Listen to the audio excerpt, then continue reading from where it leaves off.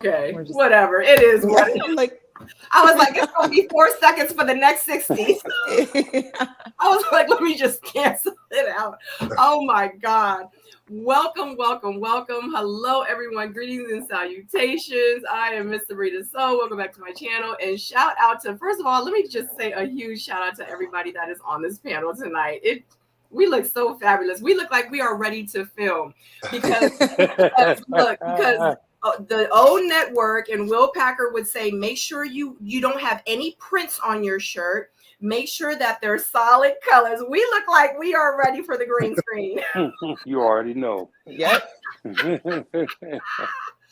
Anyway, oh my God, thank you so much, everyone. Tonight we will be, get my camera straight. Tonight we will be doing the panel review for Ready to Love Miami, episode number 8. And you know, I like to get right into it. We're going to get right started. So I am going to go around the room. I'm not going to go around the room. We're going to go around the room and everyone's going to introduce themselves. And I want you guys to let everyone know where they can find you. I do this in the beginning of the show and the very end, just for people that don't catch it in the beginning and catch the end, and for people that catch the end and don't catch the beginning, or you know what I mean. Anyway, we're going to go ahead and start with Randall Scott to my right, my left. Yeah. Everybody, I'm Randall Scott from season 6, the ongoing show. You can find me at rscott31 on Instagram. What's up, everybody? Tyrone E. Wilson, Ready to Love DC. Been here many times before. It's always a pleasure to be on here. You can catch me at Ty Wilson21 on all social media platforms, or get my my company's info if you're into cybersecurity at Cover 6 COVER, the number 6 Solutions, everywhere on social media as well. So happy to be here. Let's get it. All right, everybody know who I am. Nah, okay. so it's your man P.O. You know, I obviously, you know, I'm part of the last season, but you guys know where to find me at, and if you don't, it's at 100 sightings on Instagram, or in your neighborhood, uptown, downtown, everywhere Visa could be found. All right. Okay, and I am Jamie Alexander, on-camera host, real estate investor. I was a reviewer for season 4 and 5, which was so fun. You can find that on my YouTube channel, and follow me on my YouTube channel and Instagram at my name, Write Her. And I never introduced myself. I thought about that the other day. I am Miss Sabrina Soul. I am the host of the show. Thank you so much for joining me. Thank you for my panelists to join me. Thank you for everyone that is in the chat. I love you guys so much. You are my faithfuls. You are my soulmates. And don't forget to like this video on the way in and on the way out. I would so greatly appreciate it. Anyway, let's get right started. Okay. First, because we are on Ready to Love Miami, I have to ask Randall before we get started. I have to ask, how you feeling? That's the $1 million question. I'm alive. No, I'm good. I have no complaints. I'm good right now. Okay. Because we only on episode 8. So. I said it right now. Right, exactly. Do you pay attention to the chats and the blogs? Nah. I started to. Good. You know, and I was like, you know what? I'm not even gonna go down that rabbit hole. Yeah, good. Just let them have that, man. Yeah. Let them have it. Yeah, stay out of them comments, brother. Mm-hmm. Yeah, I see how I start messing with other people. I say, I'm not even gonna go that route. Good idea. So, yeah, just quick question though for Randall, if you can say this. Yeah. Do you know how many episodes you guys this season is going to be? I'm not sure exactly. Okay. Not sure. I think it's gonna be 12 though. Okay. So it'll be That's like what I us. was thinking too. Yeah. Yeah. It looks like they started doing a couple things a little later on. So. Yeah. Looking at how it is right now, it pretty much has to be 12. Can we shout out Clifton and Joy real quick? Oh my God. The engagement. Yeah. Shout out to them. Yep. Yes. Congratulations. Congrats.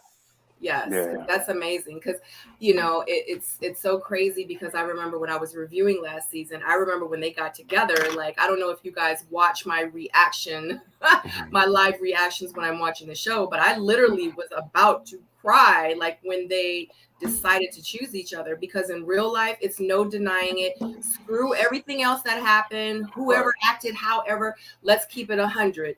They was in love with each other, and No that's doubt. show was about, and that is a beautiful thing, and for a marriage to come out of it and then so soon. But I said to myself, I was like, oh my god, it's only been a year. And I'm like, you know what, they knew from day one.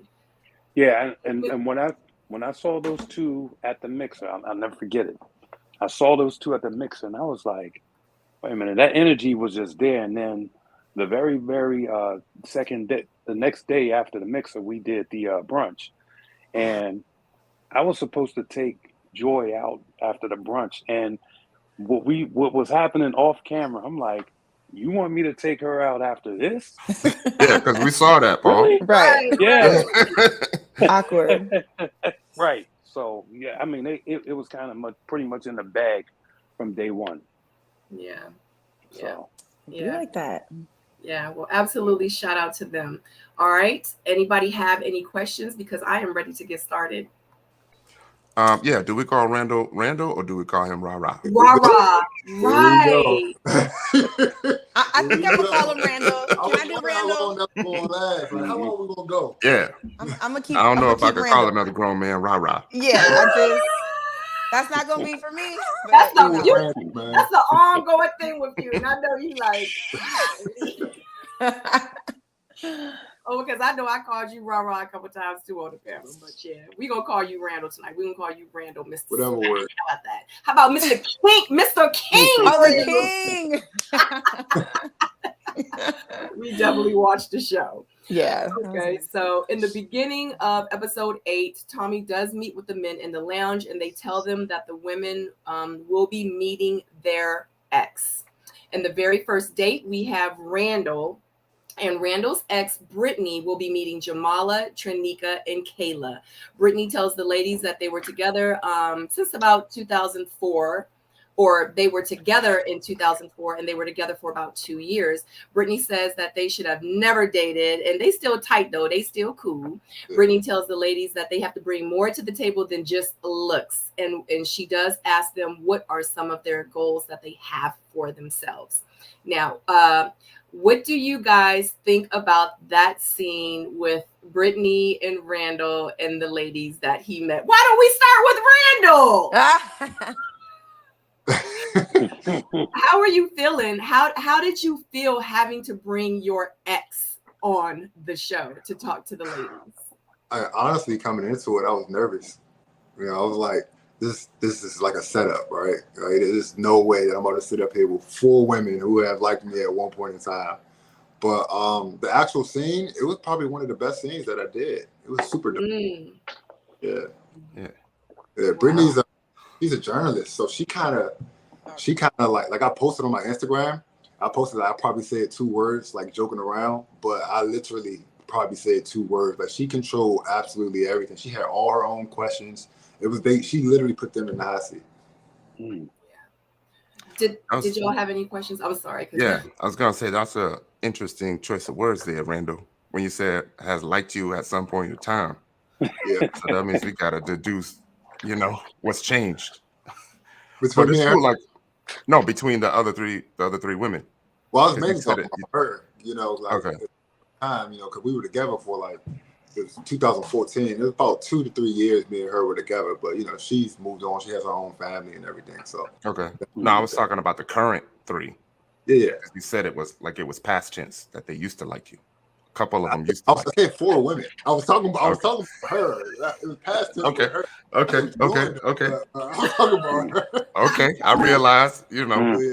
Yeah. I see you open up the trap door on them. Yeah. Right. I think it's always revealing when the exes come or when the family members come, because they can't hide that. You know what I mean? As much as they try, their body language, the questions they ask is going to be really, really revealing. And then also the way that you respond is going to be really revealing. And you seem calm and collective, like you've been there before. You know what I mean? So that was pretty cool. I feel like you always had that approach though. Like you know, like this is normal, regular old Saturday to you. I just try like that. So. I really liked what the ex's name was Brittany. I really liked her. She was very solid, like a solid woman. Actually, somebody I could see myself hanging out with because she's very aware, you know, to be able to be with somebody and be like, we shouldn't even date it. We really should have just been friends. To have that level of awareness and the fact that you guys still have that are cordial, you know, I love that. And she said some things about the ladies when she was sizing them up that I felt were completely accurate, which means she was listening. Like you said, I love you mentioned she's a journalist because I'm like, what is it about her? Because she's on top of it. So her listening game, taking notes, hearing, and being able to spit that back and come up with something that makes sense. Like she was on point. So you called the right person, and it definitely gave all of us watching a little bit of insight. Like, okay, so she's with them and she's seeing what we're seeing, or, oh, she caught something we didn't see, you know? So she was solid. I enjoyed it. That was a great way to start this episode. Yeah, no doubt. What she said. I thought that, I thought she was like, you know, definitely, you know, sharp with the questions. You know, she wasn't like so rigid that, you know, that she just kind of looked like she was there for interrogation. I mean, you know, she kind of let the ladies do what they do, and then at the same time, you know, she came in there with a job, and she understood the assignment. So yeah, she did. I think she did good. Yeah, and I like the way she said I think she was the one where she said she felt Kamala's softness. And so that was another level of observation that I could appreciate because she was right there. There's something that happens energetically when you're in the room with people, and, you know, it needs to be articulated because it matters. So she picked up on everything. I love it. I completely agree. We have a question for you, Randall. Someone in the comments is asking, why did she say that you two should have not been together? I mean, I didn't say it. She said it, but probably. Well, true. She did. Oh, fine. I feel like we started off as friends, so that's what made it so dope. Everything was built on that whole friendship foundation, and we laugh and joke just like we did there. But when we got together, it was a lot of ups and downs, and things got a little rough. So, I mean, if you look at it, the relationship might have ruined what we had a little bit. So I think that's what she's touching on. Do you have the same sentiment? Do you feel that way, that you would have been better off if y'all were just friends and never did that? Yeah, that was my next question. Oh, my bad. She's big. Brittany was a big part of my life. Like, if you listen to the opening credits, I say that she was with me when I was at my lowest and at my highest. She's a big part of me. I would never erase that. So I think everything was supposed to happen the way that it did. Unfortunately, it didn't work out for us, but we still were super tight. Were you a little disappointed that she said that? Because to me, it felt like when she said it, like, we should have never been together. You kind of had that look on your face like, dang, like, real? Like, dang. But it looked like you kind of had to go with it, though. You know what I'm saying? I wasn't expecting that. I don't even believe that she believes that at this point. You know, like, at the same time, I'm just like, all right, well, cool. You know, but there's nothing else I could say. We on camera. I just left it alone. So we got a question in the chat. Styran says, if she wasn't engaged, would you try again? No. It was time. When our relationship ended, it was time for it to end. And I feel like we've grown closer together apart, if that makes sense. We're best friends now. It just is what it is. Yeah. So, I mean, I can call her. If she showed up for this, you know, like, that tells you what type of relationship we have. You know, she got a whole family. She's engaged. And she still pulled up to do this for me. So we're better this way. Right. Shout out to E Black TV. Thank you so much for the super chat. I appreciate you. Would you change anything about that scene? Because like you said, like, you're going into scene with your ex. And it's 3 women that you're dating now. Like, would you have been like, oh my God, I wish I would have said that, or I wish I wouldn't have said that, or I wish I would have done that differently? Like, did you have any moments like that after watching it on TV? A lot of scenes, yes, but this one, no. Because I was really anxious. I was super nervous about this scene because it's not a good situation. Like when you listen to it, like how it sounds, like I have my ex and 3 women I'm dating. Like that doesn't sound good at all. It doesn't sound like it's going to work out for me at all. So I was super nervous. But when she started talking and they showed the scene where she like cut me off, like she really did all that, right? So like to control everything, it was just dope because I was on the hot seat for the friends, like to meet their friends. So it was nice to be on the other side of it. So I kind of like this day. I got a question, Randall. How different was her final assessment from yours? You know, because she was just at that date and you were actually living it. So how different was it? I mean, she didn't choose who I thought she was going to choose, or who like I was like more invested in at that time. I can say that. Like listening to everybody, her breakdown was like what she was doing. I didn't even understand what she was doing until like afterwards.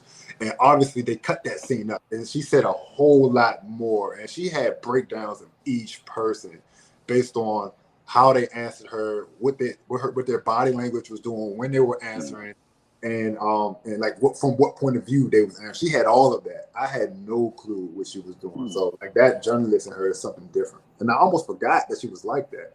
You know, until we got there to the scene. But yeah, she broke that down. Love that. Yeah. So towards the end, when Brittany asked them about the goals for themselves, Brittany did say that Jamala answers, and Kayla says that pretty much her energy is weird in the green screen, the way that Jamala answered, and that she says that she sounds like that Randall is something that she can win.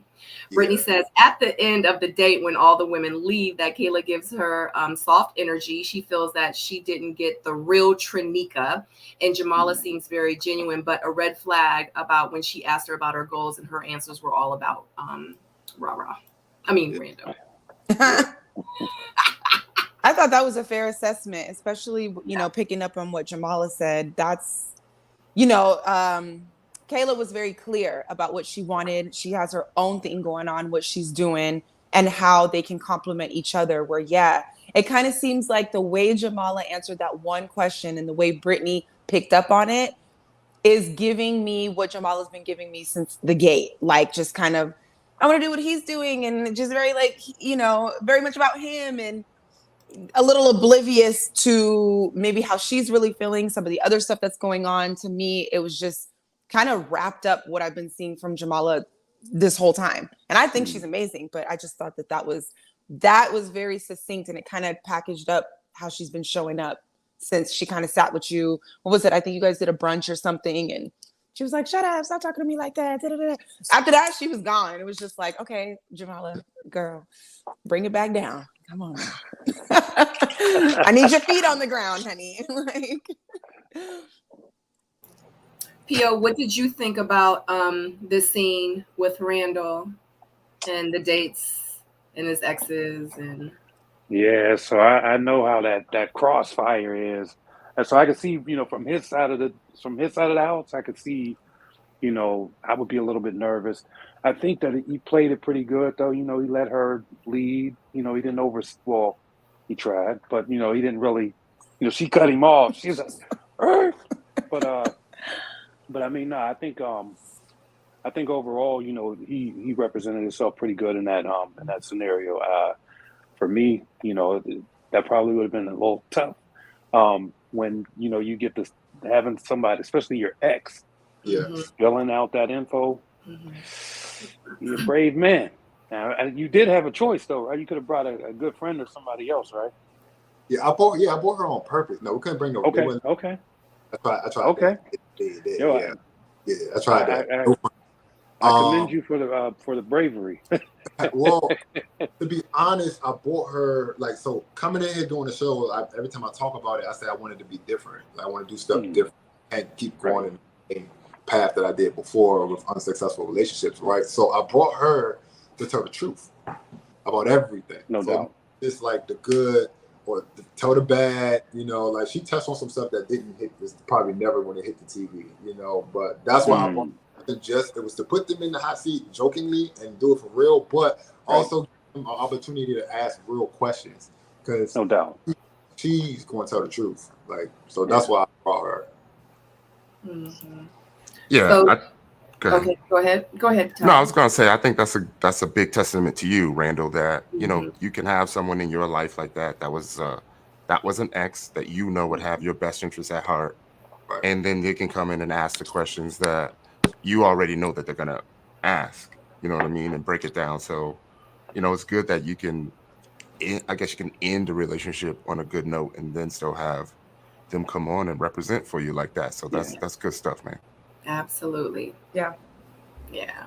Because of course I'm sitting here looking like, is that really his ex? Yeah. Some Sabrina. people can't. She Some be people on You it. know I gotta You be ask. on Let me it. go. Let me tell you how deep it is. I Uh-huh. had another 3-year relationship after her. Oh wow. Yeah, Was it so right Okay. after her? wasn't right after, but yeah, after her, I had another like long-term relationship. But I just feel like she represented me the best. I wasn't gonna have anyone else come up on there. Like our vibe is still crazy like that. Like, so she was the only one up there that's gonna talk. You know, like she can be negative and joke at the same time, and she's gonna tell. She just knows me better than anyone else. So that's why I brought her up. But it's been a long time since we've dealt with each other. So yes, she's definitely an ex. Yeah, not last month. Huh? No, I ain't no last month, Lord. no 2 days. You know, she don't even live in the same area as me, you know, so we good.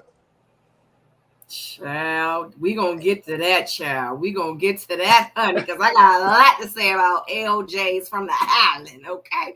Miss Victoria says, Randall, take your time picking the right woman. This is the rest of your life, and she is Team Kayla. Okay.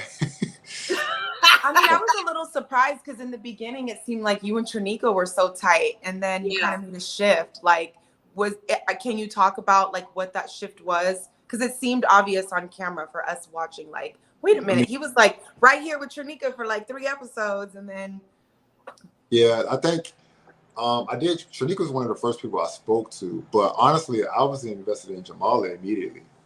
So like the one that I was like really invested in on this point. So like everyone's giving her a hard time about like how she's acting and stuff, and it's because of like the time and stuff that we had spent. Like she was getting the majority of that. So if you really pay attention to when they say what is his faults, because he's imperfect, and they all say communication or Jamala. Jamala's never said communication was an issue, and that's why. That makes sense. Ellie says, I'm scared for Randall after seeing next week's preview. Me too. Right. Okay. So before we move, because we have so much more to talk about, because you ironically happen to have been the first scene. That's why we're spending so much time. But I kind of want to know this for myself. So everyone, and I've been seeing this, and I don't want you to go look, but I have been seeing everyone's like, oh my God, he only owns like basketball shorts? Like, why does he always look like he about to go to the gym? Like, what's going on? So can you address that for the people in the back, and for the people in the front, and for the people over there and over here, and for me? Because we want to know, like, we're on episode 9, right? Okay. I wore shorts in 2 episodes. that's the thing. 2 episodes. And Jamala like hoochie daddies. Like she loves the hoochie daddy shorts. So that's why I started wearing the shorts, outside of it being 100 degrees in the summertime in Miami. So I started wearing the shorts because she liked them. So that's where that really came from. But it's only 2 episodes. 2. Oh. Yeah. I thought they was talking about the gym attire on IG, not on the show. Oh, on the IG. I mean, I'm a fitness. We're not talking about that picture. We're not talking about the latest picture he just posted. We're not talking about that. Oh, that's what he doing? Oh, you. It never even I was under, you know. They wasn't specific in the question, you know. Oh my God. I would have never thought twice about it, to be honest. I didn't even notice. Fitness guy, not that bad of a picture. I've seen a lot worse on Instagram. Honey, we not, you know what? I'm gonna keep, because we just okay, we're gonna keep that to myself. Does anyone else have anything else to say about this scene with Randall and his ex? All right. So moving on. Next scene, we have Mike, who is meeting with his family friend Jerlonda, and they are meeting Kayla and Brandy. They both sit and talk about Jerlonda, but when Kayla leaves, Jerlonda mentions that Mike seems more shy with Brandy. Jerlonda says that Mike is attracted to both. I've said that too. But with Brandy, it seems like he opens up more. What do you guys think about the scene with Mike and with Kayla and with Brandy? I'll let y'all go and then I'll say what I have to say. And I read it differently. Yeah. you always do, Tyrone. What did you I feel like I don't feel like he opened up because Brandy showed up. I feel like he opened up because Kayla left. Mm. Big difference. Yeah. So there's a lot less pressure there, and he can be himself. That's how I read it. That's just me. Yeah, I'm on board with you on that one, Ty. And then too, they have a way of flipping the script with the editing, so you really never know, if that is the case. But it seems more like what you're saying, other than her just being the guy, the lady that gets the guy to open up real good. Yeah, I mean, Brandy and Mike have had this thing since the beginning. It seems like Kayla kind of slid in a little bit after the fact. And I'm not sure what's going on there. I can't really read Kayla and Mike for real. Like, I'm not really getting anything for real from her and his energy. Not for real. But Brandy has always been like, oh, right. Like, it's always been, they've always been lit, kissy, touchy. It's always been a them two thing. So I'm not shocked because she has that energy. Brandy creates the space for him to be like, oh, okay. Like, for his body posture to change. So I have to agree. I think that's where it came from. Kayla, maybe with what you're saying, Tyrone, she presents something more of like, not that he feels like he has to perform, but they're just two different types of girls. So Brandy's so homegirl, cool, kiki, and Kayla's like, I'm an entrepreneur. I want a man who's gonna be my partner. And what are you gonna do? And like, so I just feel like it's an energy thing, And they're both great. It's not bad. It's just different. You know how I always felt about Kayla, right? From day one, I was like, I feel like she's with the shits, man. Like, it's like she got Scorpio vibes. You know what I mean? Like, she truly enjoys the hunt. You know what I mean? Like, that's just what I get from her. So I always feel like when she's in that situation, she's really good at reading the room. She's really good at like reading the guy's nonverbal communication, right? And adjusting to that. You know what I mean? So it's the hunt, and then I think she kind of like enjoys being stalked too. Yeah. So that entire process is like a subconscious, like a turn on for her I haven't seen her be able to turn that off just yet. And I think it's in Mike as well, because every scene Mike is in, you can see it. You know what I mean? It's like he can't stop himself. But I could be wrong, I could be wrong. What about you, P.O.? So Kayla gives me, she gives me that she could be super cool, super good to be around energy, but at the same time, she might could pull out the hawk and you know what I mean? Like, she might be able to get with it a little bit. But I think, I don't know, I think her and Mike, I think they might have that better sort of energy together. It seems like there's a balance that, I don't know. I think there's a balance there that could probably make them a successful couple. She said it. Kayla said it was lust, right? Yeah, she said it. Last episode. So how did you feel, Randall, seeing Kayla? How do you feel in a whole, seeing the women that you're dating date other people while on the show? Like, now that you get a chance to watch it back. I mean, I pretty much like like we knew what I signed up for, so it was kind of expected, right? So I've always had that mindset, like I noticed from talking to other people and stuff like that. I will admit though, when I was sitting down with like Mike and Kayla, I didn't realize like how much of a thing that they had going on until that scene. Like, and you can see it. I'm like looking, right? Like I didn't know, but other than that, it's just we all doing the same thing. Yeah. You give that vibe, very cool-headed. You're very even-keeled. I'm not seeing you laid too much back. up and down, and like, yeah, you seem like you understand the assignment. It's very clear. It comes off that way. Yeah. I feel like Kayla understands the assignment too. I got a follow-up question, Randall. Since you've finally been able to see the episodes, what has been like the most surprising thing to you about the ladies you were dating? Like, what are some things that you thought were happening compared to what you actually are seeing? Good question. That is a good one. You know, there isn't too much that I wasn't aware of, to be honest. Like I felt like I was in the pressure cooker the entire time for the most part, but like seeing them date other people, there isn't.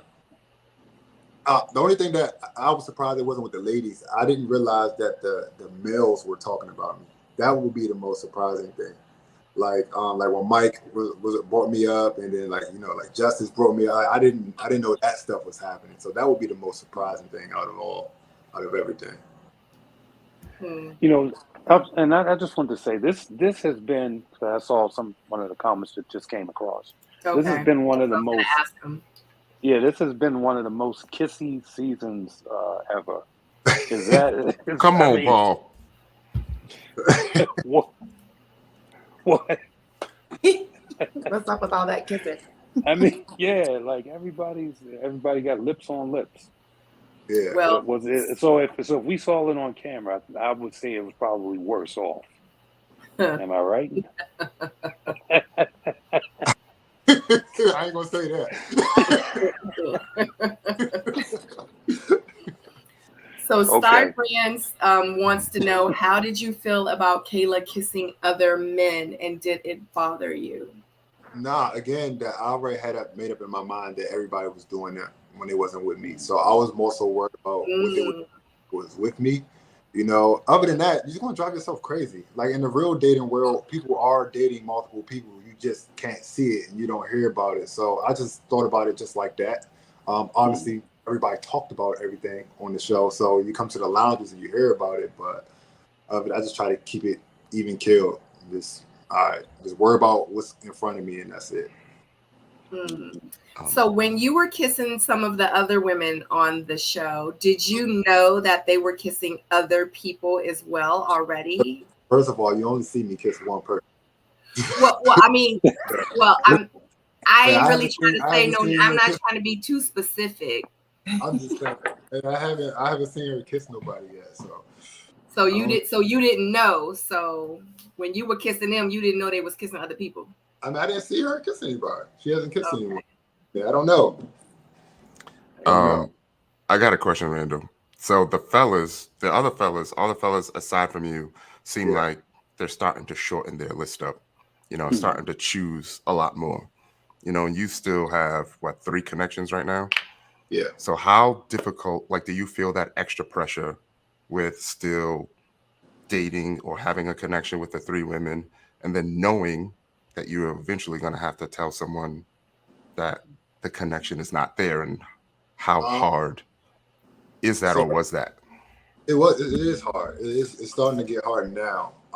First thing, are they shortening their list, or do they not have the same amount of options? So that's the first. Hey, I wasn't gonna go there. All right, because that's not a short list. Everybody I'm indecisive. I'm like, that's not what it is. All right, I'm just doing what I'm supposed to do. I'm genuinely asking everyone a bunch of questions and having good conversations, even though they cut it. So I just say slick lines the entire time, right? So right now, it is starting to turn the corner. I've been having fun. I've been enjoying my time, learning the ladies, but it's starting to get tight now. So I'm not in the pressure cooker yet, but it's coming. Has being on this show taught you anything about yourself maybe that you weren't privy to, or have you learned something new about yourself? For sure. I have a habit of like wanting everyone to be happy. Like that's my thing. Like I like everybody happy. That's something that just can't happen. Like if everybody's happy, something's wrong, right? So that's something that I learned about myself in this process. Somebody got to take a L. And like, were you abandoning yourself, finding that you're abandoning parts of yourself just to appease someone else so that they feel good in the moment, and then going home and being like, dang, I didn't even really want to do that? Not right away, but like over time. 'Cause I'm a giver for real. Especially when I get invested, like I'm a giver. So I'm an energy guy, and that's with everything. I'm a professional personal trainer and everything. So that's my job, is to give energy, and that's just who I am. But eventually, I'll find out that I've given out so much energy that I'm pouring from an empty glass. So that's something that I had to retract, recharge on my own. That's good. Yeah. Does anyone have, and it's so crazy because we're talking about Mike and we're jumping back and forth because everything is so relevant, you know what I mean? So yeah. Does anyone have anything else to say about Mike and his exes and his friend Yolanda? So real quick, just off the break, just quick question. If you could pick who Mike were to end up with between Brandy and Kayla, who would it be? Brandy. Brandy? Mm-hmm. I'd say Kayla. Okay. I don't think it's Kayla. So Brandy? Yeah. I mean, I feel like it's 4 potential couples right now, and Mike and Brandy being one of them. Mm-hmm. And what about you, Randall? I'm not touching that one. Good answer. Safe.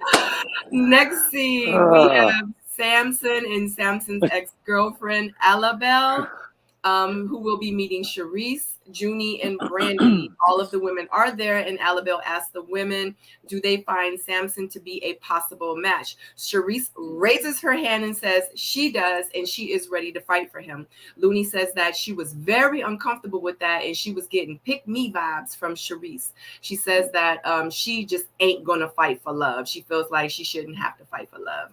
And then Brandy pretty much goes in and says that she has issues with Samson, and with Samson bringing gifts for everyone. Samson starts to look so irritated. She states that she feels like he is doing the same thing to everybody, and she wants to feel different. I don't want to be on the same level with all them other women. She needs more. Samson says that she shouldn't be focused on what he doing for everybody else, and she need to focus on what he doing for her. Period. When all the women leave, and Annabelle pretty much goes in and states what she thinks about the women. Now, how do you guys feel about Samson and Alabelle, and with Charisse raising her hand saying, I know who I want. That's who I want. That's going to be my future husband. I'm going to have his baby. She ain't say that in real life, but you know. But like that was back there, right? Pretty much. I mean, I loved it. I wasn't mad at it. I mean, I get where Looney is coming from. And I think we always talk about the fine line and nuances when it comes to making yourself available for a man versus approaching one, being a pick-me and being too aloof. There's all these nuances, colors, and fine lines. So I understand where Looney is coming from. However, we all remember in the beginning where Samson was very clear, like, I want somebody who knows they want me.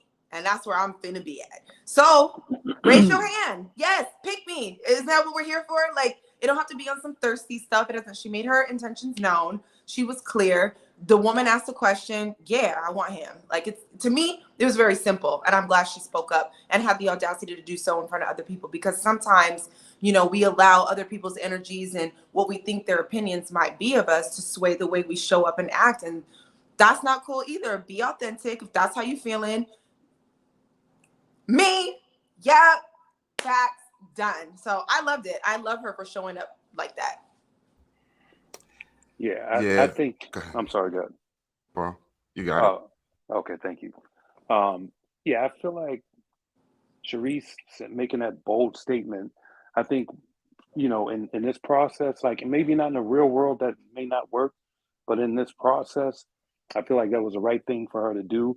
I know a lot of times, especially from our season, the folks we really didn't know who wanted what. I mean, we knew that there were connections, but nobody said, "Yo, I'm trying to move in this direction." And so for her to say that and to put her foot forward and say, "Look, they might be interested in you, but I'm trying to pursue this a little bit more." I felt like that was probably the thing that set her apart. And then all about the pick me vibes. I get that, but we're challenged to do something different. So this is like a different process. So you kind of gotta let it be known, because if you pull back and be like, "Look, I'm gonna just wait," well, you'll just be waiting, and then nobody will figure it out until the end, and then you'll be already gone. So I think she handled it pretty good. What's good, Stacey? Hey, Stacey. Stacey, How are what's you? up? It's good to see you. Thank you for joining us. Hey, You wanna- Sabrina. Hey, Paul. What's up? What's up? Hey, Tyrone. What's going on? Hey, Randall. Hey, Jamie. First of all, let me tell you about Tyrone. I blinked and he was gone. What'd you say, Wow. Stacey? He know what I'm talking about. Oh, Well, it was your birthday, and you was celebrating your birthday. And I blinked. I saw Tyrone for 5 seconds. My first time meeting Tyrone in person, and he. oh, that's right. Because Tyrone was in Houston a couple. No, weeks we went to a couple places. We was in the party bus. It was more than 5 seconds. It's more like 5 minutes. Yeah. I blame Jay. I blame Jay. I let blame him on. Jay. I let him on the party bus. I blame Jay. Jay was my escort. I had to go where Jay went. Escort, Jesus. I mean, he was showing me around Houston. I'll just say that. I had to find, but first of all, I do apologize, everyone. I'm so sorry I'm late. I was having some technical difficulties, and then I couldn't find my notebook because y'all know your girl takes notes. Sorry, Randall. I take all the notes because I'm gonna tell you about yourself. Yes, you do. You missed it because he was the very first scene. We talking about Samson now. As a matter of fact, let me give you. Yeah, we're talking about that Samson. was kind of dry, Randall. I don't recall. Oh. You want to be pursued too. So, hey. Oh, wow, why do you say that? We watching paint dry with you this last episode, boo. What was I supposed to do? Why don't you show girls that you're actively interested in them? From what we can see on camera, you just kind of like sitting back and waiting for them to give it to you.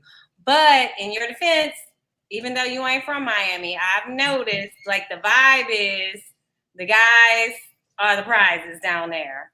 Well, I would say this. Every person that came in, for the most part, I was the first person to talk to them. They don't show that on TV. That's edited out. So Okay. that's why I had so many connections initially anyway. I was the first person, especially at the mixer. Every time someone walked in, I probably was the first person to talk to them. So you saying you had a lot of connections? Yeah, I talked to pretty much everybody. At the mixer, I talked to everybody at the mixer, like multiple times.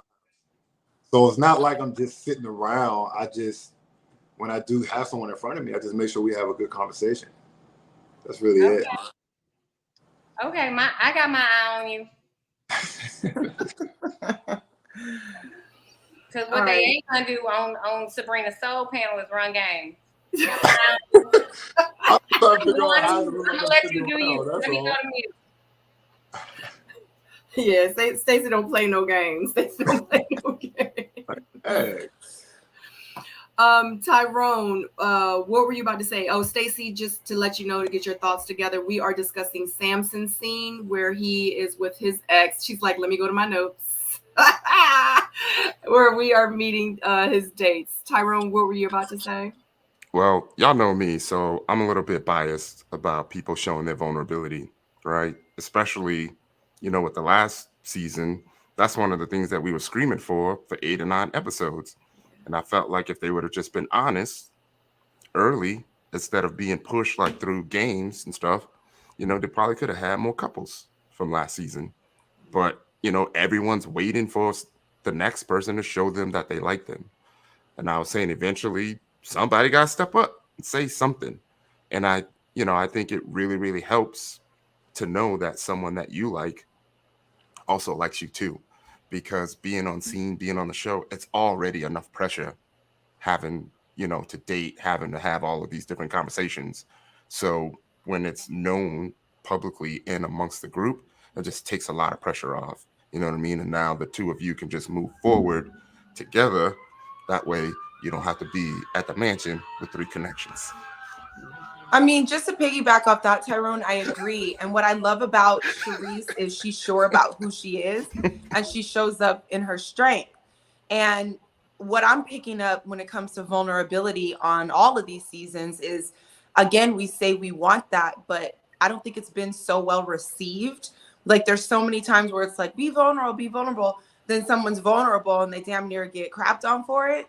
So I think that, you know, having the level of strength to make what you want known in a moment of vulnerability shows your strength as a person. Like, again, there's got to be a point where you don't care what other people are thinking and saying and what they're feeling. Like, go for what you want and stand in that, and whatever anybody else has to say about it, pick me, okay. But he heard me, and that's all it needs to be. Yeah. Stacey, did you have anything to say about Samson's episode with his ex and the women that he met with Charisse and Brandy? And I also want to discuss too, like when Brandy mentioned Samson and how he was giving gifts to everyone and how he, you know, he was upset. He was irritated. He said it. He was like, I'm in my feelings. He was like, don't worry about it. Like, how do you feel? Do you think that it's wrong? Like, would you feel like the ladies on the panel? Would you feel a type of way if he was bringing you gifts and bringing her gifts and bringing her gifts and you didn't know until you found out, you know, like in the ladies' lounge, like, what, he getting you gifts too? Or do you feel like he's right? Like, focus on what I'm doing with you. Don't focus on what I'm doing with everybody else. Did I roll my eyes hard enough for everyone to see? Yeah, like how can you not? First of all, I think security is a sexy thing. You know what I mean? Mm-hmm. And if I'm in a room full of women, I will never show any cards if we're all, you know, vying for the same man of like any show of weakness. Like, I felt like that was just an inappropriate time for her to seem ungrateful and to air that out, because no man wants to hear like somebody ain't grateful for their effort. The one thing that we've seen about Samson is that he's very intentional. So we know that everybody is not getting a matchbook or a candle or some damn Listerine hell. We know he's not that thoughtless. So for her to do that, and at that moment, I can see what's a bit humiliating. Like, what do you want men to do? You want them to give you something and be thoughtful about it, or you want them to lie to you and pretend like they ain't doing nothing for anybody else? Yeah, I mean, I agree. It was completely inappropriate at that time. It did feel a little contrived because, again, as a watcher, it feels like Brandy came out of nowhere for Samson. So how you got all these demands when you've been in Mike's face for the past 8 episodes or whatever. So I don't know where that really came from. But when you're dating, it is what it is. And I think personally, I would rather prefer a person show and be who they are. And when it's time, they can be that person just for me. But being a gift giver and these things like that, that to me is a positive trait. It's a kind thing to do. And it seems like what he's really about. So yeah, why knock a man off of something when he's showing, he's giving, he's being open, and you're going to knock him for it? And then what, she don't got no foot to stand on. Her and Samson don't really have. And then your complaint is going to be, oh, he never gives me anything. I wouldn't give you shit else either. Like, are you kidding me? And like, let's be real about it. let's just be real and call it what it is. Like, we can't expect two things out of men, and you know, when they don't do enough, we complain, and then when they do something specifically catering to us, we complain. Well, what you want, sis? And then you're right, Jamie. Like, the timing of it. Where the hell did it come from? Everybody's talking about rainbows and butterflies, and here you come with I resend the gift. I resend the gift. Okay. Well, we know who ain't on the Christmas card list. And I'm glad Samson said something about it. You know, that's fair. Like, I think, Randall, you said it earlier. When other people are dating other people, we are not always privy to what's going on behind the scenes, who's on people's phone, who's getting the good morning beautiful text, who's getting the dates, who's getting that. We don't know all of that. You're taking a chance. You're getting to know somebody, and it is what it is. So be focused on what we're doing. Did you like your candle or not? Like, damn, you know? Yeah, and I'm with him on the, you know, and I had that same issue on my season where, you know, worry about what we're doing, not what me and they are doing. You know, so I think he was right to call it out, to say, you know, this is, if we're going to have a connection, focus on us. But all of the other stuff ultimately is a distraction. Because when you start bringing in, oh, well, what did you do to this girl and this girl and this girl?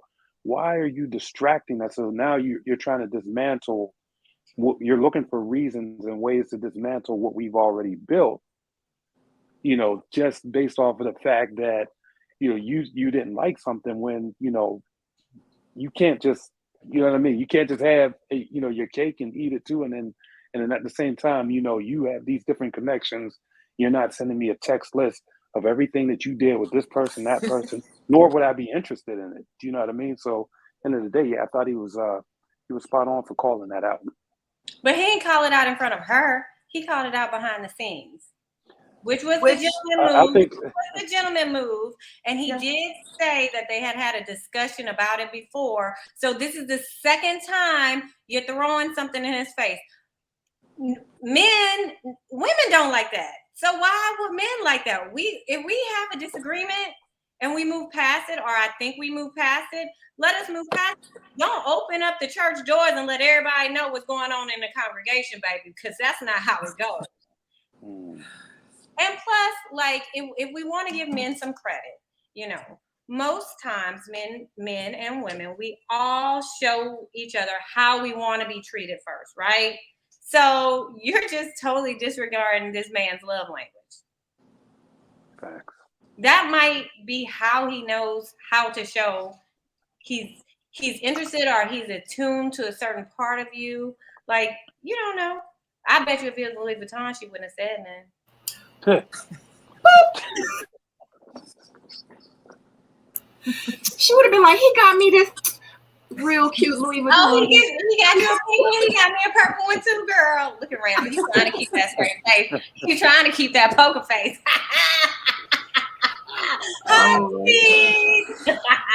Oh my gosh. Randall, how do you feel about Brandy saying, you know, she kind of had issues with Samson getting all the women gifts? I mean, I didn't really see the issue or anything. Like I said, 'cause I said it earlier, like, it was all about the person in front of you, you know, because if this was the real world, you wouldn't know what you're doing with anyone else. And everyone's dating multiple people until you get a title. And for sure, if he's getting you a gift, he's giving somebody else a gift. So, you know, I just think it was too much thought on that. Would have left it alone. Yeah.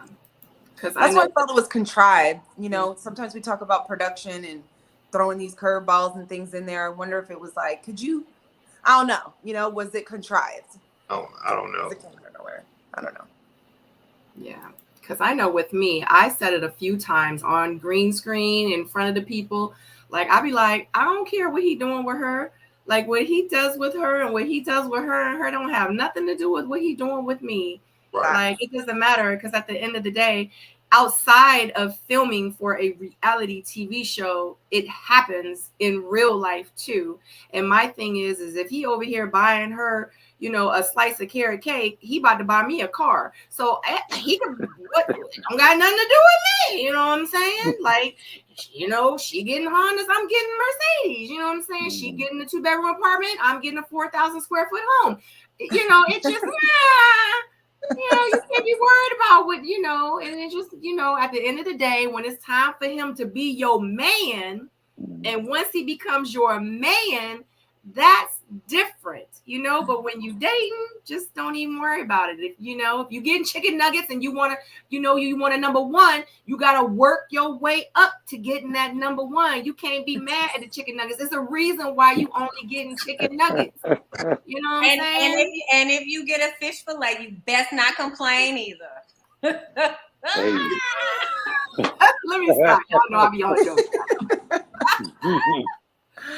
Oh my God. Randall, I really be playing. I really do be playing. Up until this point, we're gonna respect where you are in the process and what episode we are.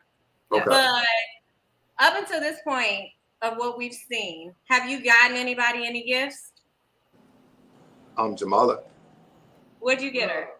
Nothing special, just something that was special to her. Nobody else would get it. It was just the roses. The color of the roses that I got was for a sorority. And then she like, when she gets nervous and stuff like that, she like eats like gummy worms and stuff like that. She hides them in her purse. So I bought that too. And that was on the candle date. So that's sweet. That is special. It's thoughtful. That's very special. Yeah, now, if she would have complained about it, how would you have felt? Good question. Yeah, I'd have been upset if she complained about it, but she didn't though. She was ecstatic. Yeah. See, that's so sweet. That's sweet. It's amazing. Love that. So, excuse me, as they were ending the date, I don't know if you guys noticed, but was it me or did this happen? Or was it an accident like it was with him and Brandy? No, she's staking her claim. Period. Yeah, you know what? It seemed what I saw was this. I saw like the muscle memory. So they probably been doing that, and they probably may have made a pact to say we're not gonna do this on camera or whatever. But you know what I mean? Because it was muscle memory, and then they, you know, probably looked like they caught themselves like, whoa, we on camera. Oh, okay, and then they did the cheat thing. Yeah. Paul, is that something you have experience with, having muscle memory? I have nothing about.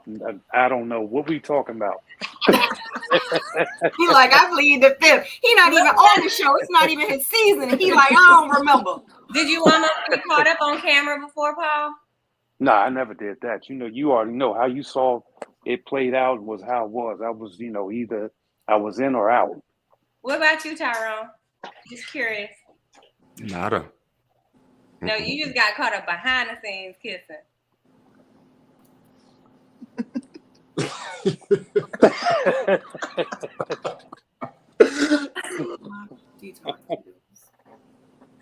I love you. Well.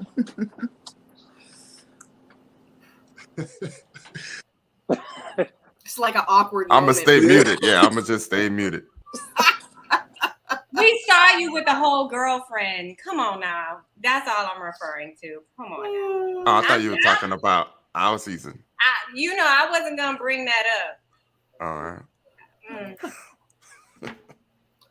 Wowzers. Somebody says, Tyrone said, let me drink this water.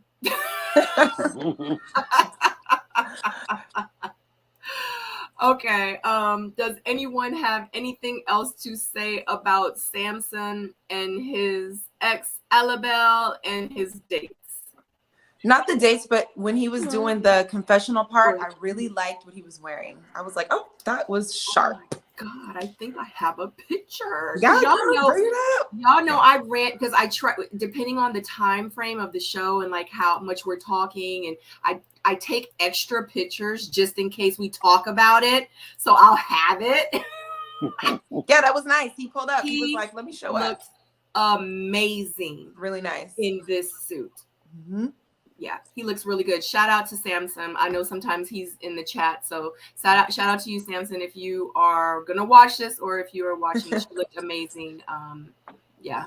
You know what I wrote down, Sabrina? What'd you write down?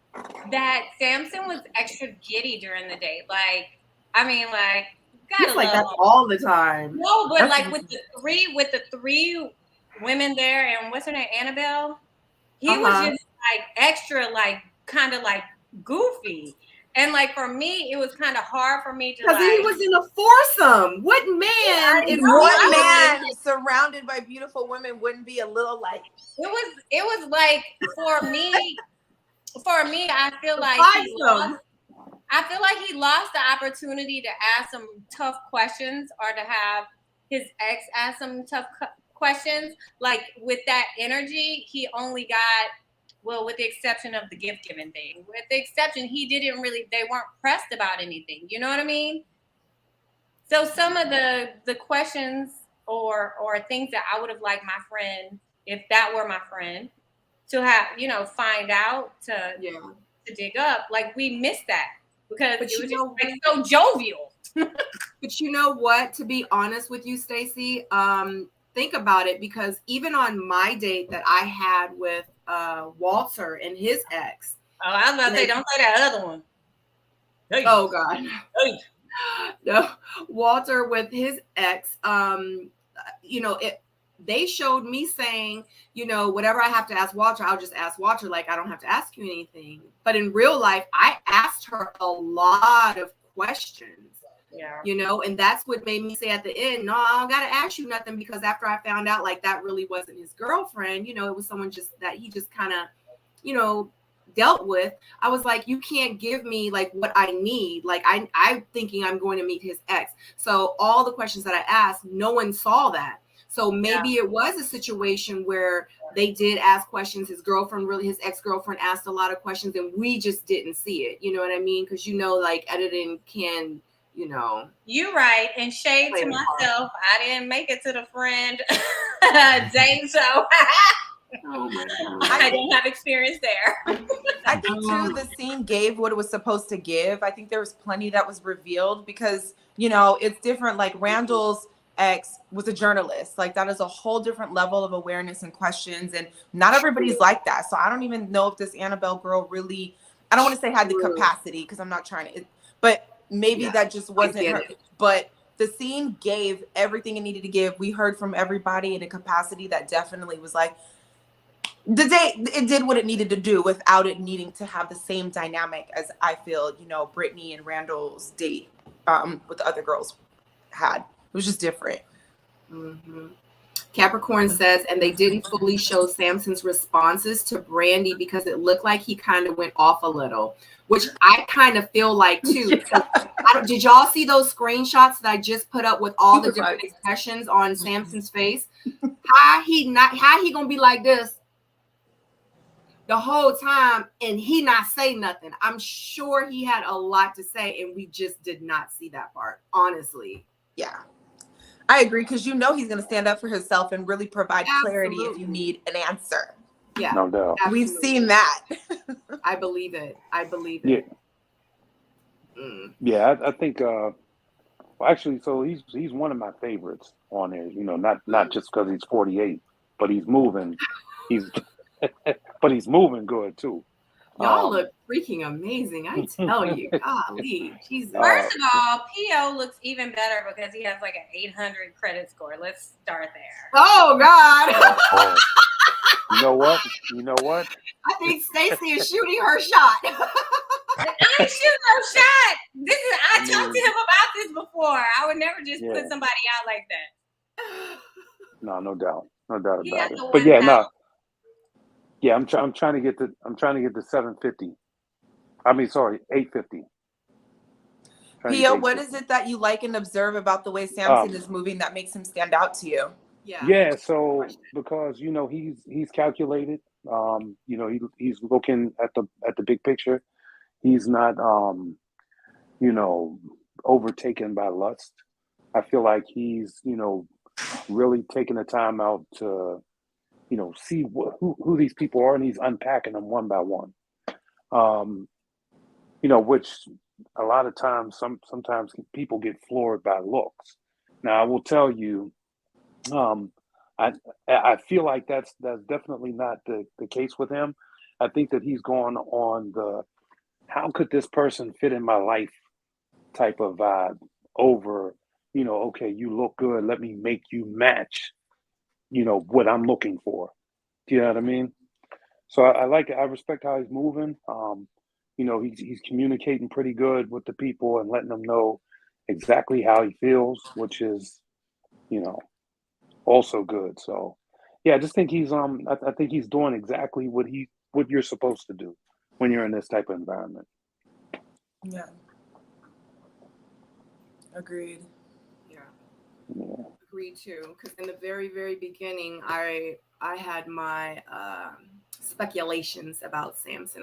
I like Samson, but I was like, And then a couple of the things that he said in the very beginning kind of threw me off. And then I was like, I don't know.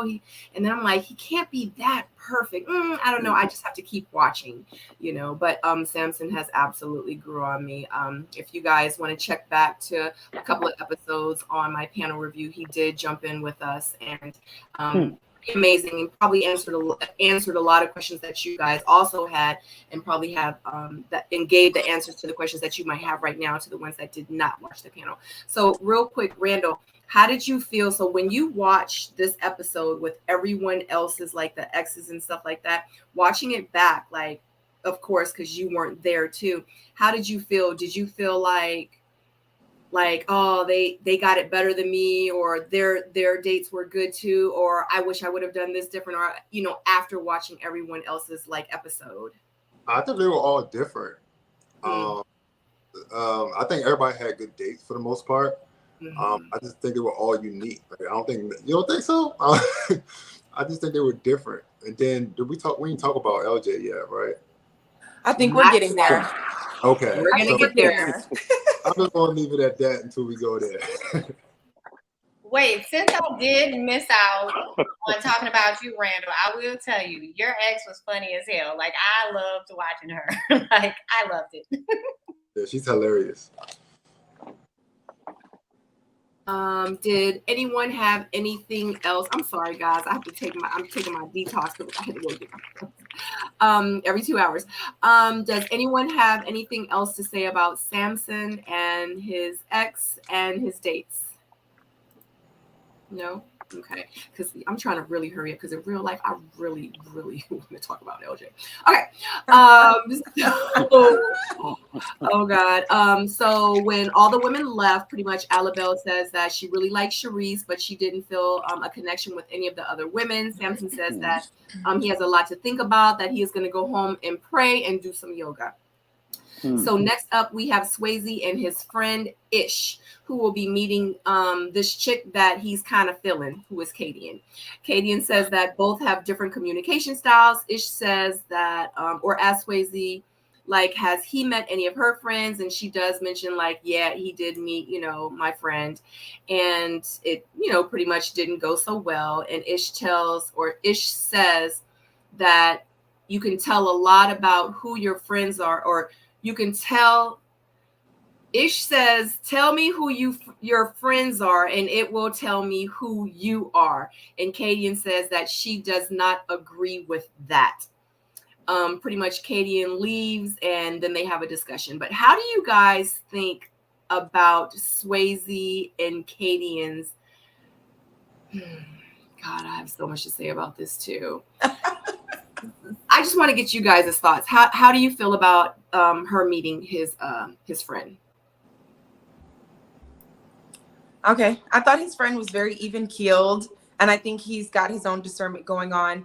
It did stick out to me when she said that about the friends, because I disagree. I really don't keep people around me that are not on, we don't have to be on the same vibration as we're all out here twinning, but like, I am very cautious of who I keep around. And there are pieces of me and them in all of us, if that makes sense. Like, if we're a community of people, there are a lot of similarities and through lines and things like that. I'm not about to be around somebody and be like, I ain't really like her, because we're not, because that's kind of how it came off. It was like, it was negative, like, oh, we not the same. But anyway, that stood out to me, and I kind of think differently. It's a birds of a feather situation. And when they were both sitting at the table in the last episode and Swayze walked out because he didn't want to deal with the sucker stuff, they were twinning. It was Tweedledee and Tweedledum, not, so it was the same vibe, it was the same energy, it was the same. So anyway, that kind of threw me off, but I don't know. Yeah, I know what you mean when you say there's a lot with that, because he does a lot of complaining to be. I don't know. Go ahead, Ty. Yeah, I'm up. I mean, I used to say things like everyone should have 3 sets of friends, right? The set of friends that push you, the set of friends that you're almost even with, so you can compete with, and then sometimes when you need to feel good about yourself, you kind of hang out with your quote unquote loser friends that may be beneath you, right? Like, you have some friends that that you are better than, right? But they're still your friends, right? Mm-hmm. With the whole Cadian and Swayze thing, I said from the beginning, I feel like there's a person that Swayze wants to be, and there's a person that Swayze is. And I feel like the things that attracted him to Cadian, with the fact that, she was strong-minded, she was really mature about her words and her stance and everything, is coming back to bite him right now, because now it seems like it's backfiring on him, and he's just trying to figure out how to handle that right now. Like, he's struggling. We all need a ish in our life, right? So I think that's what's happening. Mm-hmm. When I see that, though, because I agree with you on that part, it makes me wonder what it is about him that wants to remain connected to that energy. What is running through him where he's like, you're low-key complaining, oh, she's this, and she's making faces, and you walking out on dates, whatever, but you're also like right there. So what is that? To me, I'm gonna tell you what it is. It's 33 years. 33 years. Yeah. That's what's running through him. At some point he reverts back to being and Sway. I will tell you, Swayze is one of my favorites to watch on here. I'm really rooting for him because I don't like when people already have a stereotype, like they stereotype you. And I feel like Swayze already came in and people was like, he's a lady man, he's this, he's that. So I was really pulling for him. But I think that what we see in him is something that we see in, like, for me in my dating experience, sometimes you catch this where it might be somebody that's like transitioning to the best version of themselves. And ever so often they revert to what they're escaping, and I mean that on a maturity level and not on like a character level. You know what I mean? So I think like it happens to the best of us. I'm just leave it at that. And I think that's what's good about this show. Because, I mean, if I just try to put the shoe on the other foot, and if that was me, these are the questions I'd be asking myself. Like, wait, I'm saying this about this person. This is the energy they're giving. This is what's happening with everything, but I'm still right here. Why? What is that in me that is keeping me tied to do it? How do I really feel about it? So on and so forth. So it looks like to me, we're watching him learn. I feel like I'm watching him learn about himself and, go through some of the things that you just said, Stacey.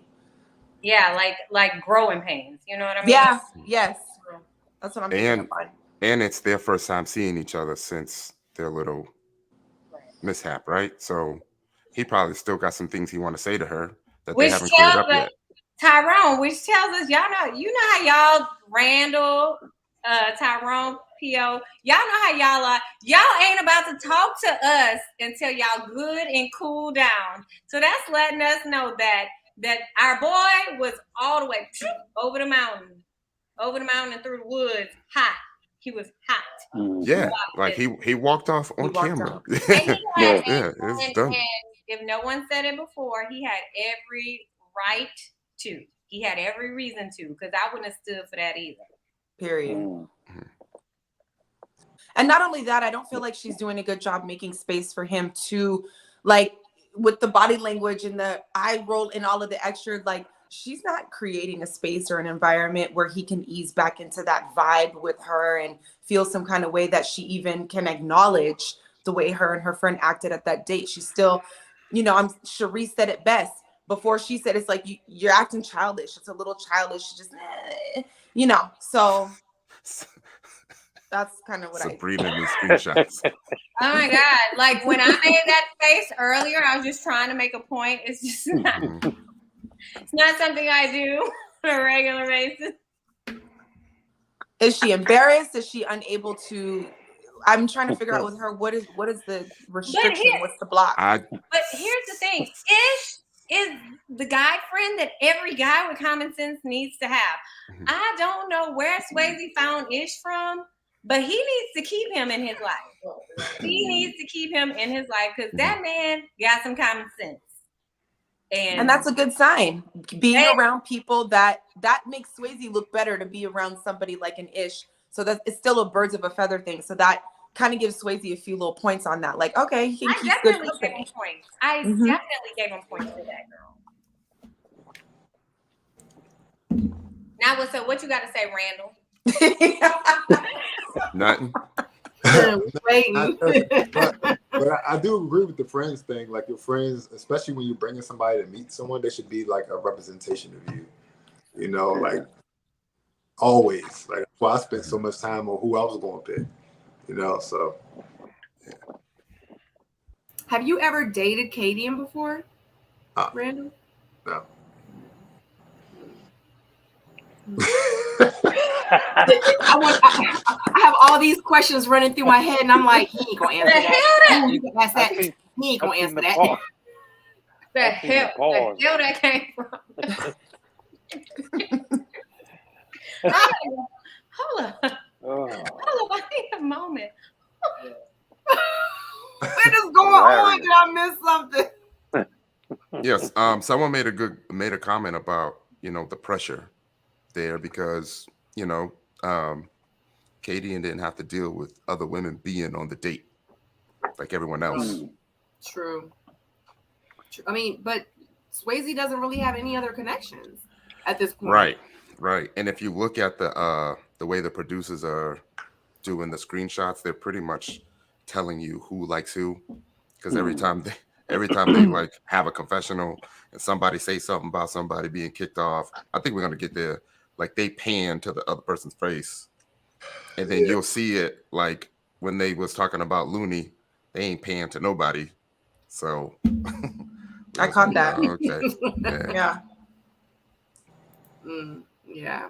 Well, if Ish decides he wants to ever watch this live, I just want to let you know that there is a lot of women out there that's interested in you. So you might want to go and read the blogs and read the comments, because if you're single, honey, they want you. FYI. Okay. So does anyone have anything else to say about Swayze and Cadian and Ish? Because he is the Ish. No, I mean, good luck to them. I mean, they have made some things public already. Yeah. So good luck to them. Yeah. I wish them the best. I wonder though, I'm gonna keep it 100 because I wonder, because they're really in a whole blown out relationship. Yeah, it looks like they worked it out. Yeah, they worked it out. But they worked it out and went public prior to these episodes airing as well. So I was just wondering, I hope that they discussed everything prior to the episodes, because it would be real kind of messed up. Because let me go ahead and go back to my notes. Well, maybe she don't care. It won't be the first time we saw her not care. She did say, whichever way he floating, I'm floating that direction too. She did make that comment. Cadian leaves and says, wherever Swayze leads, then that's where I'm going to be. Swayze and Ish talk, and Ish says that he feels that, it's some awkwardness with them. And, he explained, with the date or whatever. Swayze says that Cadian has Swayze says that Cadian has a selfish mentality. When he talks to her, she's always rolling her eyes, etc. Swayze says that he feels that he is a little nervous because a woman is about to be eliminated. So I don't know, the way that he talks about Katie, and he did it last episode as well. It's just kind of like he wants to fill her, but she's making it so difficult for him to like her, you know, because of the eye rolling and because of this and because of the childish behavior. And or is he making it? I don't know. Is he making it difficult for himself? Because that's what I think see. he wants to like Cadian. I think he wants to like Cadian. I feel like, you know, as much as he is trying to be patient with her and her antics, her best friend, her friend or whatever, or her movements and the negativity and all this, I feel like he's trying, obviously, because they're in a relationship now. But I feel like all that and them reconciling was prior to these episodes airing as well. Like, I wonder now, like, they're sitting watching it and he's looking at her like, and she looking at him like, is that what you said? Because at the end of the day, I was a pick-me girl one time in my life too, and it didn't matter what this dude did. I was gonna stick by him. But after a while, you know, you get tired of that. You know what I'm saying? So I just wonder, like, are they gonna like really, you know, work out after the show is done and over? Like, I kind of feel like I wish they would have waited on telling everyone that they were in a relationship, to be honest with you. But you know. And I definitely feel like Sabrina, like, to the other 4 of us, except for Randall, because we're not going to do that to you. I think that was our experience on the show. I think that once we watched it, it didn't matter where we stood with anybody up until the point. Once we watched it, we were like, ooh, I think we'll side-eyed half our cast, probably. You know what I mean? Because once you see what people's really saying, and like, I'll be honest with you, some of us, like on my season, some of us, we had those tough conversations. And like, I've even had to say it. I was like, girl, I said this in my confessional, but I was hot and I didn't know, like, that this was provoked by this, or it was an external to what you and I had going on. So I think, like, that's just a healthy way to navigate through it, is to like pause, respect, not just respect the process, but actually respect the integrity of the show. Because for me, I don't like seeing all that. Like, I like to build up to the denouement. Like, I like to go along this ride with you and see how you develop. Just like I think all of us, we enjoyed when people were rooting for us every week. People can't root for you if they know what the outcome is. Right. Yeah. You know, everyone can't have those tough conversations. One thing I want to point out about Swayze, though, is I think it's very revealing to see how a person talks about their mate when they're not the happiest about them. Right. And I noticed that he didn't really, like, you know, say anything bad about her. He was just pointing out the things that he disliked that was going on, but he still seemed like he was very optimistic about where it was going. He just needed to absorb this thing, right? And I think that's very revealing, you know. As compared to what would be the contrary comparison? Like, he could have been shitting on her the whole time. You know, that's his man's. There ain't nobody there. But it's not the first time that he's talked like this about her. It's not the first time. Kind of like how she did in a ladies' lounge, right? So let me ask you this, Randall. Really quick question, because I just need to know. On our season, and I'm sure on Paul's season, and I definitely know on Stacey's season, we were not allowed to be on social media posting stuff, doing interviews, I appreciate that you are here. Thank you. But was it something that they said did they tell y'all that it was okay to do this? Because they went in on us. I remember posting a picture and was like, yeah, with the episode that just passed, I was like, yeah, something. They were like, take that down. No, you gotta take it down now. I was like, ah! So I just need to know, like, did they tell you guys, like, are they more lenient with you guys? They're a lot more, from what I've heard from everyone. They're a lot more lenient. Long as you don't, like, talk, like when I talk, I only talk about what has happened. You know, right. That's it. Like, nothing that's coming or anything like that. So when you start doing that, that's when you start to have issues. But other than that, you're good. I was a rebel time? about it. I just want to be sure. Huh? The hot seat time for Randall? Just want to be sure because I got some more questions. Yeah, let's do it. I mean, we're on Randall break now. Randall, did you watch the DC season or Stacey season?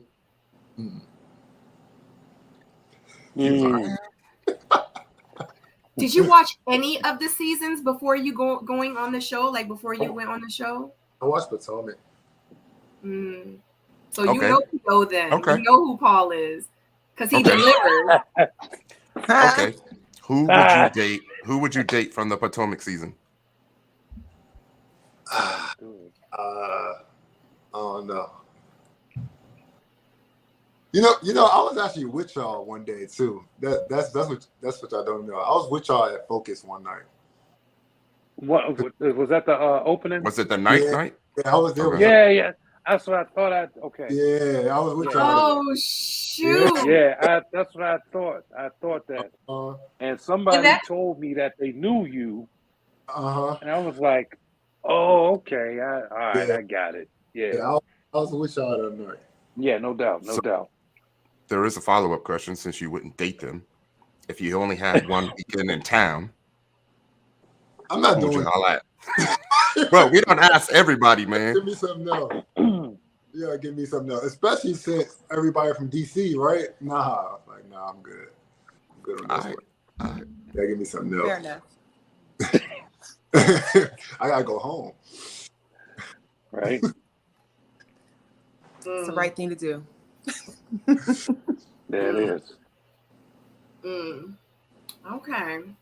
So are you have any more questions, Ty? That was it. You just try to throw me under the bus real quick. I was getting ready to say we're gonna come back. We're gonna revisit this after episode 12. We still gotta talk about LJ, girl. Oh my gosh. We definitely gonna talk. We not done. Randall, I'm sorry. There's something more interesting than what you got going on right here on this episode. I'm so sorry. I'm so sorry to break it to you, sir. Okay, so yes, LJ is. So does anyone have anything else to say about Cadian and Swayze? Nope. And Ish. Nope. All right. Next scene, we have LJ and his ex-girlfriend Lauren, who will meet Trinika and Looney. Trinika walks in and starts right off with the question. She asks Lauren, "So how long have y'all been in a relationship? When were y'all in a relationship?" States that they ended the relationship at the beginning of the year. Trinika then asks, or says pretty much that, "Wow, this is fresh." And Trinika does ask Lauren, "Are you guys still having sex?" And Lauren does say that they did have sex. The last time they had sex was last month. Trinika does say that was 2 months ago. 2 days ago. Last month was 2 days ago. So it must have been like the second of that month. Yeah. So pretty much Looney does ask. So Looney walks in and Looney does ask LJ, how will they go from sex to no sex? And LJ says pretty much, he likes to focus on whoever he's pursuing. Looney then says, "So there is no chance for reconciliation with you, with your ex?" And LJ says, "Well, you don't never want to say never." This guy. Trinika says that it seems like LJ and his ex are still in love. LJ says that he will always have love for her, but at the end of the day, that he is there trying to find something new.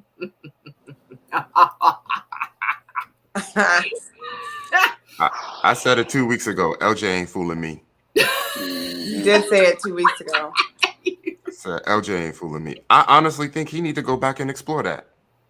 You know what I mean? He still is exploring it. Yeah, exactly. Let's go to Sabrina. Sabrina. Now we know y'all have people still in your season. Person. Say it again. We know. Yeah. We know that on your season there were some that still have maintenance people as well. Oh my God. God. We know when we're talking about men, we can't always emotionally attach sex and feelings. We know that. So Yeah. I don't know. So can I make a quick statement here? Can I make a quick statement? Jump in. All right. So in the real world, right? In the real world, there's already somebody allocated to handle certain duties while, you know, people are exploring other options. That's just a fact, right? So, you know, and I'm not trying to defend, I can't defend what he's saying, but I'm just giving explanation to why, you know, homegirl said, yeah, it was just a month ago or whatever. If you take the real world, and it could be, you know, male or female, whatever side, either, like, let's just say for men, for example, men will still have somebody that is handling the duties until they find somebody to light the torch, and then they roll with them. And it's the same thing with women, but women have three different guys. They have the movie guy, they have the movie guy, the guy that takes them out, you know, to dinner and, you know, makes them feel good. They have the guy. Yeah, I need to go get those guys. Okay. They have that dude. Then they got the you know, the guy that helps them out, pays a couple bills here and there, you know, just wants to see them happy and hear good things. And then they have the sex guy, and he takes care of, you know, what those other guys can't clean up. Is this real? Because I don't have any of those guys. I don't roll like that either. I got a question, Randall, that could help us with this. How long was it between when y'all got the official announcement and the start of taping? How much time went by? For us, it was what, a month and a half? 2 months, Sabrina? What about you, Stacey? Everybody was different. Mine was 3 weeks. Okay. About the same. About a month and a half. Well, I had a little more time than that because with me, we were on the fence between the resort and my season. So I had time. I thought I was going to leave in 2 weeks, and then it was like 3 months. So LJ had more than enough time to get his affairs in order. Right? He had more than enough time to call one of these people on this panel. But he brought on somebody that still loves him, man. Like, that's, why would you do that? Yeah, do not take that witness. He will not take that witness to court ever. Yeah, that was my thing. Why? He did not understand the assignment. She was so self-centered, and she thought she was going to beat out all these beautiful women. Like, that's when you think that your cookie got all the chocolate chips in it, got all the fried. And if you listen to LJ, like, he knew his ass was in trouble. I got love for her. I would never talk to a dude that in front of 3 other women busted me out like, oh, I got love for her. I mean, but I'm trying to see where my real connection is. And you still serving cookies at the table? I mean, yeah, with it. I think this was his ex's way of canceling out those other women to show him, I am the official one. They are not for you. You see this?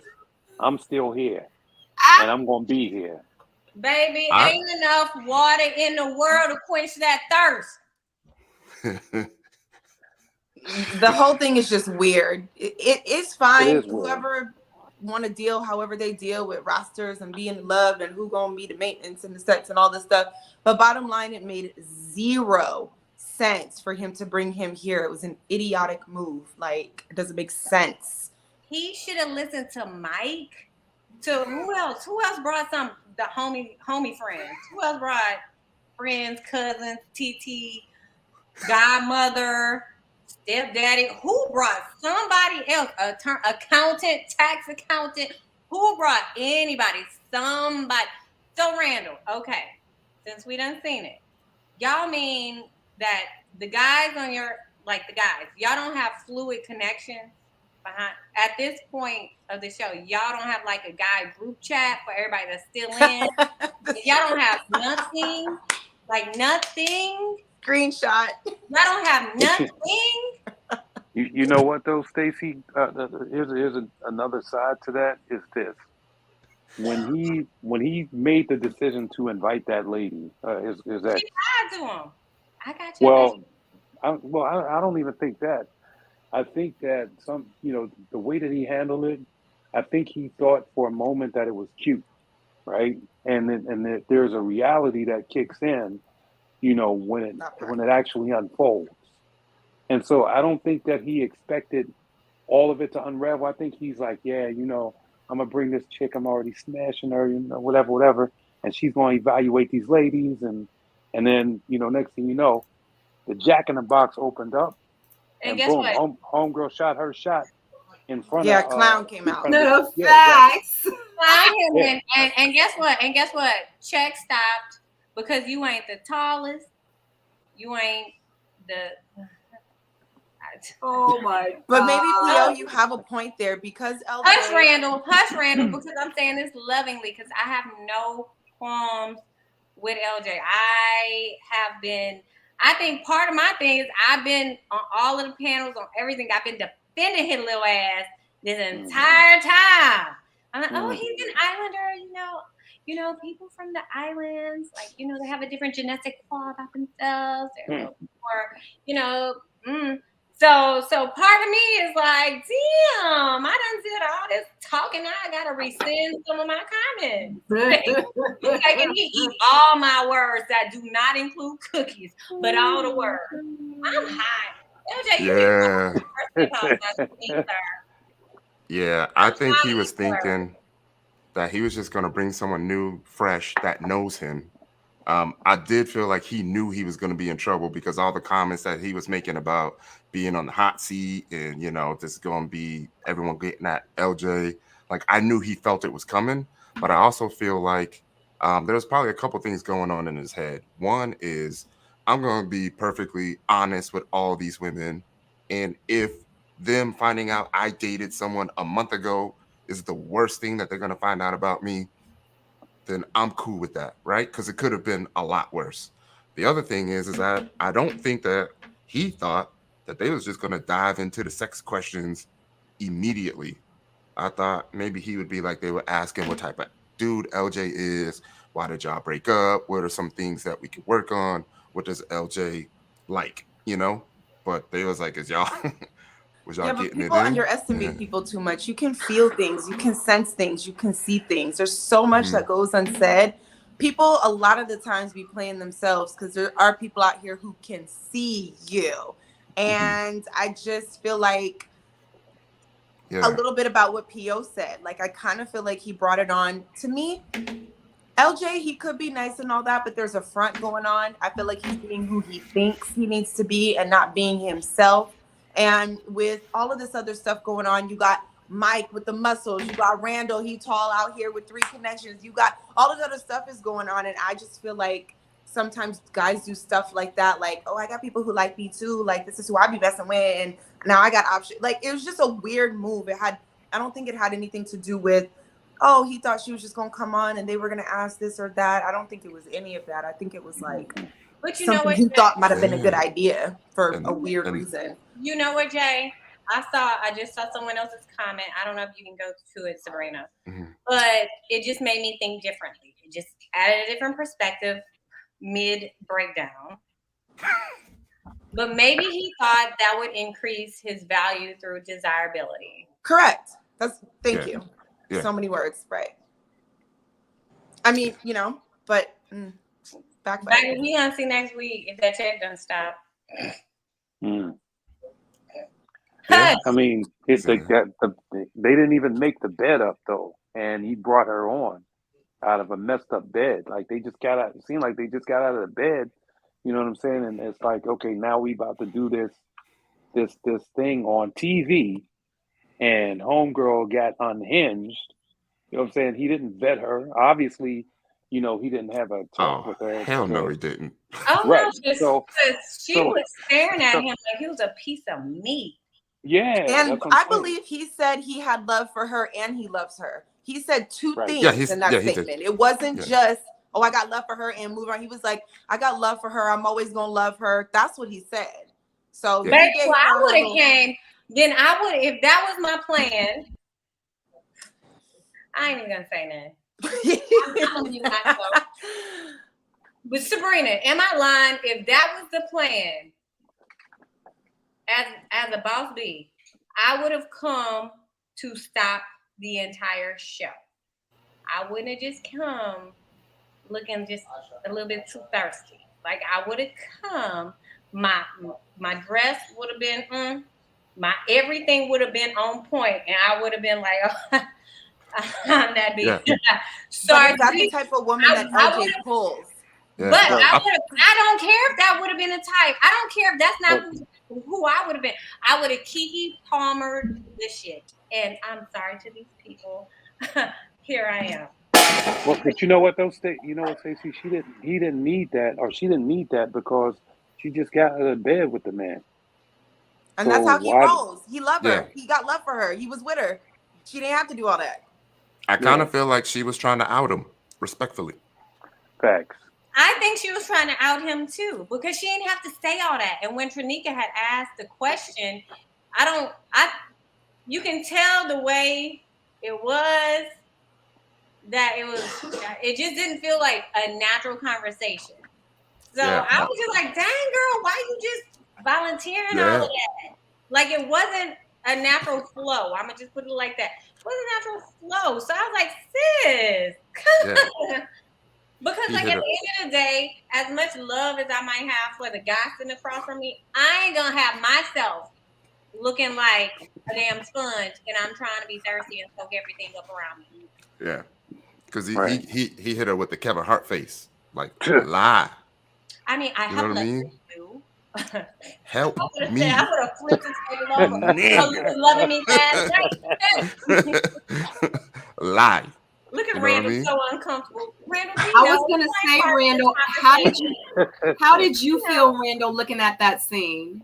There's only so much I can say. That's the whole thing. But I didn't know what to say. I was at a loss for words, to be honest with you, because it was so unexpected.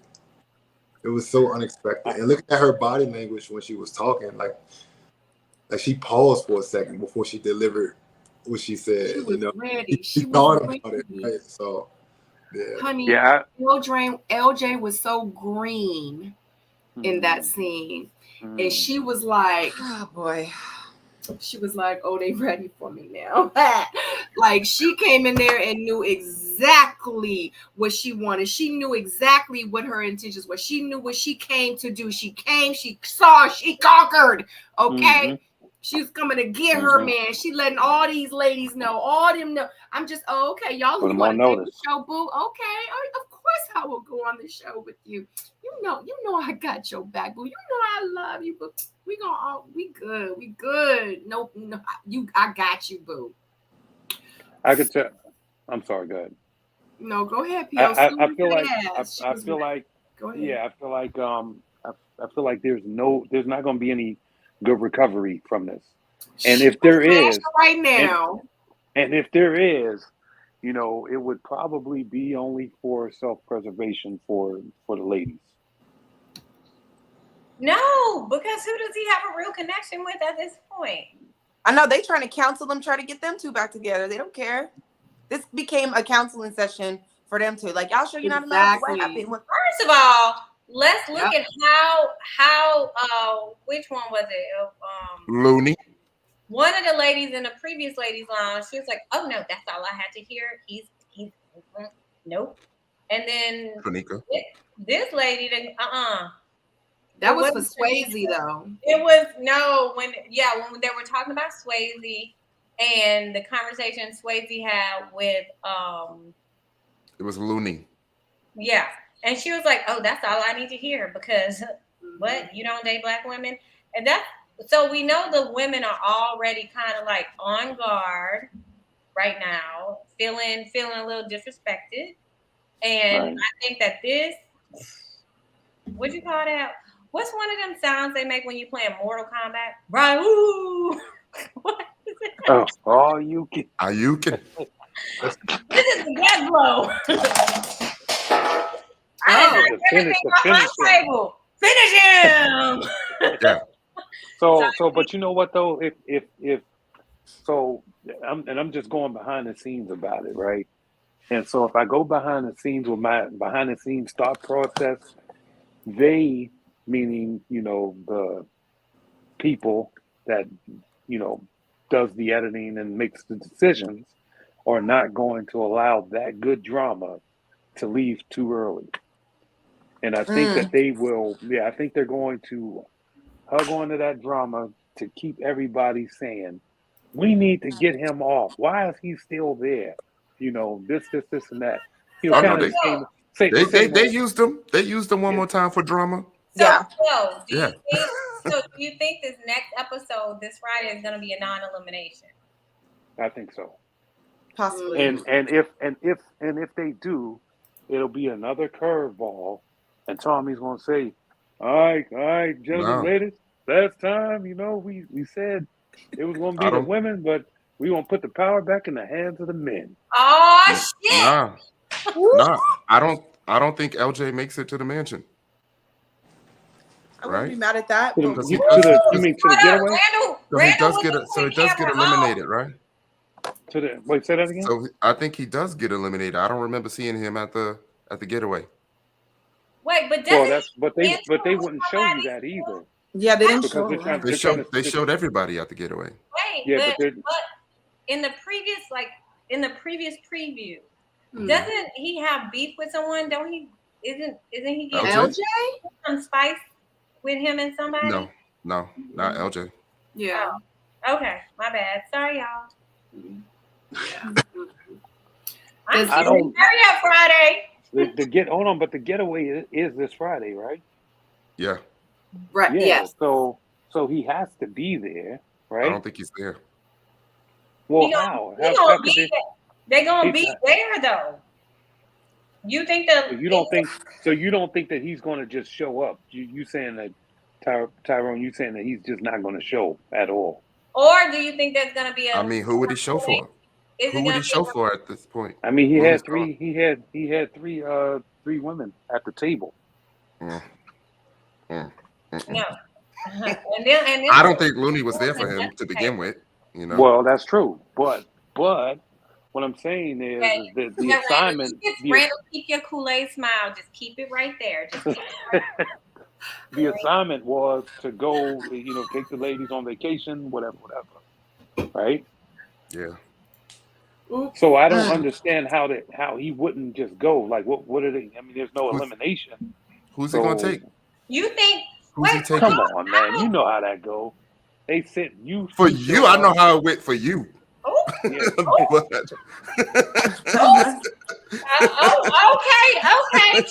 cookie. Okay, you serving cookies too, Dang. I mean, because what I'm seeing is this. I'm seeing that they tell them, obviously, when they say, take the ladies and tell them to pack their bags or whatever, that is just a blanket statement to sell television. That part. So everybody gets the assignment to say, okay, your call is here, show up here, right? They're going to show up, and perhaps that's where the curveball situation might begin. And I think they may not have shown him at all because they want to be able to sell the story. And for us to be having this conversation, like, is he there? Exactly. Is he not? Right. Because remember, they always like the scrotum. This is the part of the game. This is the part of the season where they like to isolate the drama, and they like to get people thinking and drumming up stuff or whatever. I would be surprised if they didn't even take a break like they did in the middle of our stuff and waited an extra week to play the next episode. Sabrina, what show number is this? 8. So Friday will be 9. Correct. Right.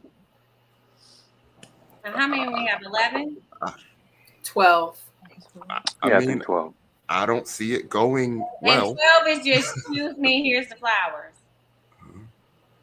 Yeah, I think. No, it was 2. It was 2, right? Yeah, I thought 11 and 12. It was 2 episodes, Yeah. And then the final, and then the reunion. Yeah. So 9 and 10, you have 9 and 10 for the actual show. Yeah. So I'm wondering though. That's about right. We don't know Yeah, how it felt weird. then we write. Yeah. Yeah, So we're here. I think it's the getaway, and then it's the show after the getaway, and then the final. Where it's the pick me, right? Yeah. So, Or not pick this, me, but you know what I mean. Yeah. yeah, this is a question The for bridge question for Randall.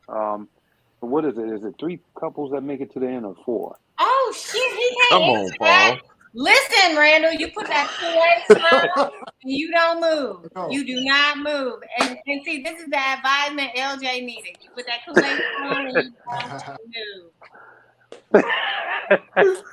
Don't just smile it out, Randall. But Oh, shut down, Tanika? Paul. We ain't gonna have you doing Randall like that. Not on Who was my it, watch. What's up?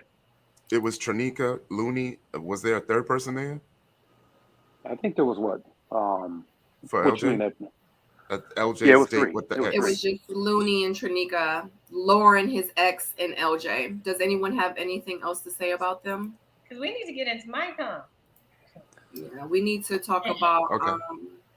We need to talk about Welcome to TV. the situation with Mike, LJ, Charisse, and Cadian, where they meet up for lunch, and Cadian is asking Mike who he met for his dates. Mike says like there she goes, always questioning, gossiping, always got drama. And then that's when Charisse and Cadian have words. Cadian says that she is not there to build friendships. Charisse says, but you have told me you wanted to be friends throughout this process. Cadian says, no. What I meant was we could be cool and we could build a friendship. Charisse says, well, I hope you are here to make friends. And Cadian says, no, I am not. She is not here to build a connection, or she is here to build a connection with someone. Charisse pulls out receipts and says that in text message that she says, thank you for being friends with me and thank you for encouraging me. If we don't find love, at least we found each other. Charisse says, I knew it was you. I knew you were fake. And then Cadian was like, yep, I'm fake. It was fake. Or no, she didn't say I'm fake. She said it was fake. And she says she is playing the game. Cadian says that she is playing the game.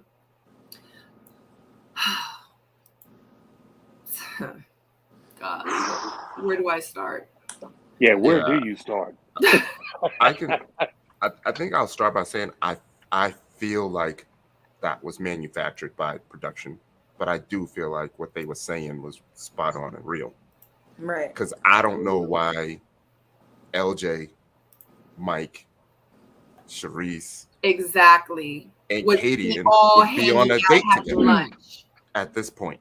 And LJ said he brought that together too. So at this point, LJ be making all the wrong moves. That was a little LJ help bone. That was a little helper bone to LJ, and it was sabotage. Wow. Well, I don't think Yeah. LJ put that together at all. I think production put it together knowing that there was some previous tension that existed, and they said, look, let's just bring it all out on camera. So what we'll do is we'll put these 2 people together, and then we'll get them to talk about, X, Y, and Z, and they got it. Yeah. Well, They probably had the little phone up.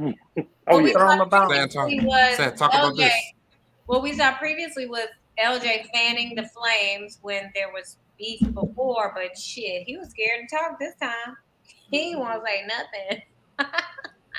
P.O. Oh my God, you can't do that. Yes, I almost said that. Yeah, they do that. Hold up, Sabrina. Here I go. Oh my Right. God. Real quick, shout out to Kayla. Kayla is in the chat, Kayla.com. what up, Kayla? Hey, what's up, lady? Hey, girl. Who's joining us? What's going on? Oh my God, you confirm cannot if she do really that, for the P.O. shits. You can't tell all the secrets. I didn't say no. I said nothing, but people that saw it understood exactly what I said. You know. Oh my God. You know what's so funny? You know what I appreciated in this little whatever we call this date is that all season long Charisse has been being dragged for just being strong in what she wants, what she likes, and what she expects out of people. You know what I mean? Mm-hmm. And Right. still in this episode, we are seeing her setting expectations. I am open and I'm trying to be an honest person and I'm believing what you're telling me. And that is a big step for any of us in any new relationship, whether it be a friendship or, you know, somebody we were romantically inclined with. So I think what she was showing also, regardless of who fanned the flames, was her genuine like what? We were just talking yesterday and you called me bestie.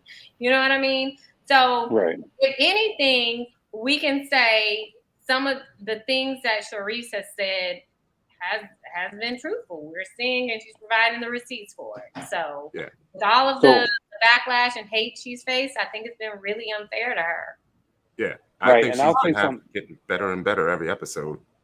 Yeah, and I'll say something about Charisse from the very first. This ain't easy either. Yeah. Yeah. So the very first episode that I saw Charisse on, I didn't like her, but I knew that there was some temperature to her that they were going to change.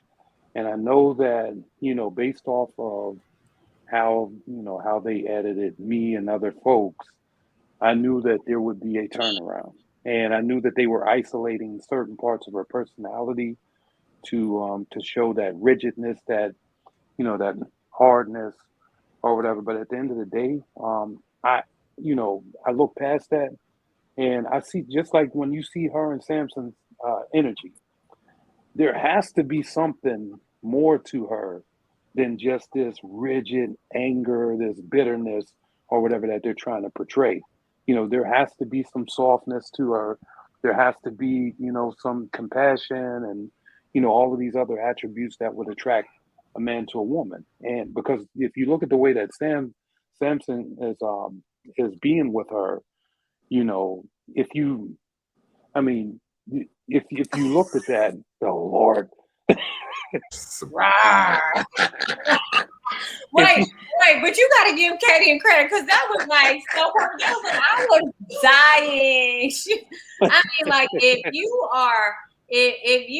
tit for tat is a person, she is ready, baby. Is she not a quick attorney on the side? She ready, baby.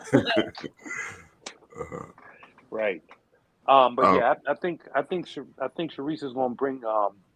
You're going to see a little bit more and more of, you know, the other side, the flip side of Charisse, and I do like the fact that she came and she dropped a bomb. She kept it 100, and you know, there was no fakeness.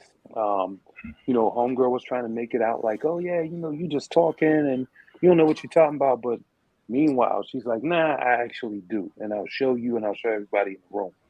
And so I did appreciate that coming from her because it wasn't just like all shade. There was some realness to it. Yeah. Agreed. Real quick, can we get Kayla to confirm if she is Scorpio or not? Yeah. Kayla, if you are still in the chat, can you confirm that you are a Scorpio? Is Tyrone shooting shots? Could she be an Aquarius though? No, I just trying to see if my eye is right. He got the eye of a tiger, y'all.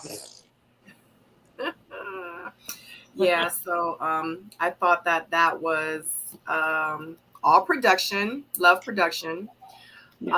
Because as soon as I saw them on screen, I was like, why is Cadian with Charisse and LJ? I was like, I am here for the mess. I was like, I'm ready for it. The guys looked so uncomfortable. They were just sitting there like laughing and smiling and being kind of weird. I don't know, as if you guys, the three men on the panel, if you were in that situation, would you have said or done anything differently or been like, ladies, like anything? Or would you just... That's a great question. Yeah, I was thinking, why didn't they say something? Yeah. You know, like it took them a long time. And it felt like most of it was edited too. Like there's probably a lot that we didn't see. You know, so I'm wondering how much actually went on. You know what I mean? I think I would say at a minimum, LJ probably, you know, jumped in there and said, "Hey, ladies, you know, you need to calm down or whatever," because he just seems like that type of fixer in that sort of situation. But production was like, we're gonna let this whole thing ride out. And if had it have been me in that situation, I definitely would have said, all right, look, this is a little bit crazy. It's getting out of hand. Yeah. But I think it was motivated by production, and they may have said that. They may have tried to put an end to it, but they didn't. We didn't see that. Because what do we know about men? Men don't like that mess. Mm-mm. You Yeah, know, they like don't. a few weeks ago when we saw Mike and the what's the lady's name that had gotten eliminated maybe 2 episodes back? She wore the beautiful white dress, goddess. I know what you're talking about. Shakira. Mm-hmm. We saw him looking uncomfortable in that moment as well. So what we do know is that whatever we got to say about the men this season, one thing we can tell they don't like is beef. But men will say in a minute, stay out of women's business. You know what I mean? Like most men, they're gonna be like, that's their stuff. You know what I mean? And usually when men do say something, they be like, why you all in women's business? You know what I mean? So honestly, they did exactly because it was messy, but it did make me feel some type of way though when Mike was in the men's lounge where he was like, yeah, Cadian was just saying this, and then Charisse kind of attacked her. And I just was like, wait a minute. I was like, that's not how I saw it. So I don't know. But that's when he was saying that he had put Charisse on the bottom for someone that he wasn't feeling. When he said that, I just was like, that's not how it really happened. But you got a point, Sabrina, because we did watch y'all for like 45 minutes at the reunion. Sure. you talking about our reunion? Yeah. We gotta talk about minutes. Huh? That was good. It was longer than 45 minutes. I think. Well, we know our reunions. We film that stuff from before the break of dawn, before the Lord's up, when the Lord going to sleep. Like we already know, we are there, y'all. I'm telling y'all, we are there for 16 hours maybe. Yeah. And how much food? First of all, y'all ain't gonna be playing that because Stacey had great food. One thing I can't complain about was mine. Next, y'all should have called me and consulted me. Yeah. But nice. I felt like, okay, so if I can read into things, I felt like Mike, I didn't like Mike doing that at the moment because right before it, if you notice, Samson had just put someone that Mike pursues at the bottom. So for me, it just felt, what's her name? Lord. Kayla? I'm Brandy? So sorry about I think, was it Brandy that Brandy? he put at the bottom? No, it wasn't Brandy. It was somebody else. How? No. Oh, what? I think it was. Kayla? I think it might have been Jamala. No. I thought it was Looney because he said he was getting Was it her? Was it Looney? I can't remember, y'all. I think it was Jamala. You talking about Samson? I think it was Jamala because they had Panda Randall when he said it. No, it was Looney and Trinika at the bottom. You're right. You're absolutely Trinika, right. And doesn't Mike have a connection with Trinika? No. Oh, I remember he said that Trinika, she would be walking back and forth by the window or something like that. Oh yeah. Somebody. Yeah. Well, okay. Well, I'm so sorry. I'm getting confused. I'm sorry. You know, when it gets this late in the season, some things just kind of be running together. My bad. Yeah. Okay, so Charisse says that Charisse says that Cadian talked about all the men really, really bad. She invited Charisse out with her sugar daddy. Cadian says that Charisse talked about Samson's car, and Charisse called Cadian a big bad bully and a bobblehead, and they are both done. Does anyone have anything else to say about this scene here? I believe the sugar daddy comment. She was like, and that is a lie. Like, she probably got on her after the thing. Girl, I tried to put you on, and you up here putting us on blast. Putting us on blast. Yeah. Trying to get your rent paid, and you over here. Playing with me. Playing with like this, girl. What P.O. said? You like somebody to cover your bills? Number 2, what's your number 2 man, the bill payer? Yeah, exactly. See, I told you Yeah, there's one I of was them. I And we gotta just write gotta that figure out. down. I was figure out counting who the up when master you dude said it, was. and now it done came to bite me. I Okay. was gonna write that down. You said what was the three men that I need? You got the movie man. The You got the movie bill man. payer dude, and then you got the dude that wrecks his shop. I don't want nobody wrecking my shop. Oh my It God. needs to always be open for business. So All three in Don't mess one. up my team. Netflix Yeah. plan. Oh my right. God. for my husband. Like I'm not trying to wreck it, and it's like not even my husband. Like if my husband wrecks it, it's okay. You know? All three in one. Nobody has time for all of that. Not at this big old age. Oh. Yeah, that's 20-year-old things. That's what we do in our 20s. The movie man, the bill man, the sex man, I was getting ready to say, because I'm so abstinent right now, and I'm so like I'm not even single. I'm single. Like I'm single. I'm gonna do Like, a little winner for you tonight. Like if I were to date somebody, I would never have to put my phone on vibrate. I would never have to turn it over. I would never have to put it on do not disturb. Like I just would. I'm so single right now. Like I just. That's standard practice. You know why? Because I'm dating intentionally right now. Right, absolutely. I feel you, Sabrina, because I don't even have to charge my phone tonight, girl. It ain't got to go dead. I feel you, Stacey. I look at my phone and be like, it'd be all right till tomorrow afternoon. Like I won't be on it. I'll be on it for work. Do not disturb at 8 o'clock. I don't even care. Yeah, facts. What? Spell this out. Yeah, like I'm just chilling. I'm just waiting for the right one at this point. I'll wait forever.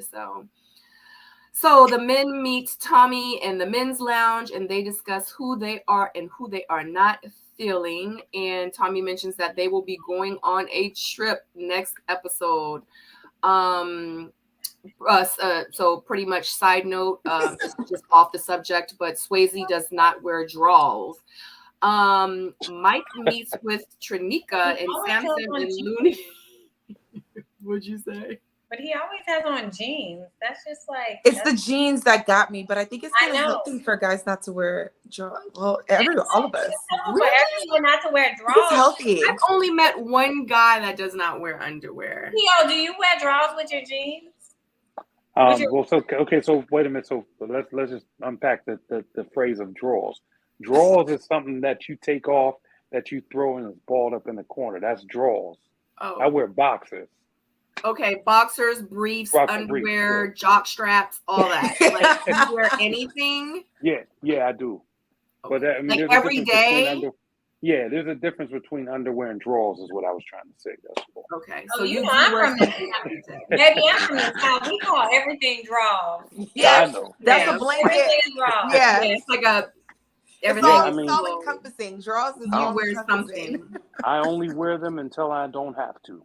We don't differentiate anything down here. We like, what? But I just feel like sometimes like with jeans, it's the texture for me. It's the texture. Yeah. It depends on how tight the jeans is too. You wear drawers as a whole. Do you wear anything? Yes. You wear all the time. Tyrone, we're gonna get to you in a minute. Do you wear all the time, Tyrone? Yeah. Even with your jeans? Except for bed, yeah. Randall, do you wear drawers, jock strap, thongs, biker short, all of the no thongs, no, I don't know why I said thongs. Like whoa. I don't know why. Yeah. Okay, but do you wear something every day under your pants? Yes. Okay. See, I like my men to wear underwear, drawers or whatever, because I just feel like after a while, because, like you might get hot, you might sweat, like when you wear boxers or underwear or something, like it absorbs that sweat. If not, then it's swinging in the jeans. And it's primarily for containment, It's purposes. containment. And it make me feel like that you're going to walk around and down there going to smell like onions. And I just feel like, oh my Jesus, so uncomfortable. Sabrina. We're not pearls, Jesus. Next time I just feel like everybody clutching them, Jesus. Especially because y'all got extraness down there that's out. You know, like we're I feel in, like- y'all are out, and it's just a lot. Just you know, Yeah, and then it would be and then uncomfortable. next thing you know, you're walking around with abrasions and stuff like that, and that's never a good right. Ay, ay, ay. look. Right. Okay. So pretty much Trinika is meeting Mike and Samson is meeting Looney, and Looney is the one to get eliminated. I'm not gonna go into all that, but does anybody have anything to say about the elimination? Like, do you feel like Auntie Eva says Miss Sabrina so after dark? Well, I don't know if y'all noticed, but gotta love Samson. We just don't need him doing another elimination because he was speaking in past tense. So I would have already known that this isn't a corrective date. This is my limit date from the beginning. You know what I mean? He was like, well, you were, and like, go back and listen to it. It was very past tense to me. It was, so I was like, oh, she's the one. Yeah. I was like, is he trying to life coach her right now? Just.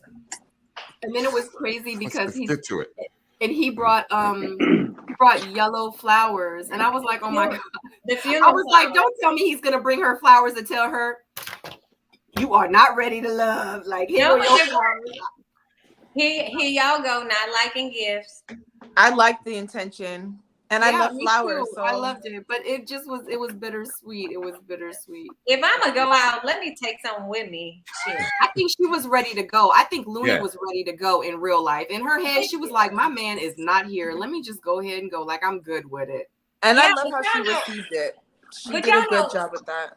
And y'all know at this point, it's so many different moving parts that by the time you're this far in, you're exhausted and you just like, facts. Oh my God. Well, just lay it on me what it is. Oh my God. Like Trinika said, she was like, what? No, I'm not saying he sent her. I'm not complaining about Samson at all. I think he was a perfect gentleman, everything. I just think that in the moment, you know, and it was a very graceful departure. Yes. I'm saying in the moment, I don't know if y'all caught it, but like when I was first, you know, listening to it, because I was like, ooh, either lady can go. But then Samson was speaking in the past tense, and that was just something like that I zoned into. Like, I don't mean any harm by that. Yeah. She took it well. I think her dates were Samson, in which she saw Charisse, you know, put it out there. And then I think her second date was LJ, and we all know how that went. So, you know, like you said, all these moving parts, I feel like Looney just feels like her person is no longer there. Yeah, I think after the whole LJ date, I think Looney was just done. Yeah, I would have been like, look, I'm not counseling no more people trying to get them together. I'm here to find my own. Yeah, she was on the date with Samson, and Charisse was like, you might as well go home, girl, because, you know, like. Do you see how politically correct she was when she was talking about the date with LJ at the confessionals? Who? She was super, super nice about it. Looney. Oh, yeah. And I'm like, you know, you ain't got no connection with LJ. And then, you know, the confessions happen probably, what, a week or so after the date? Yeah.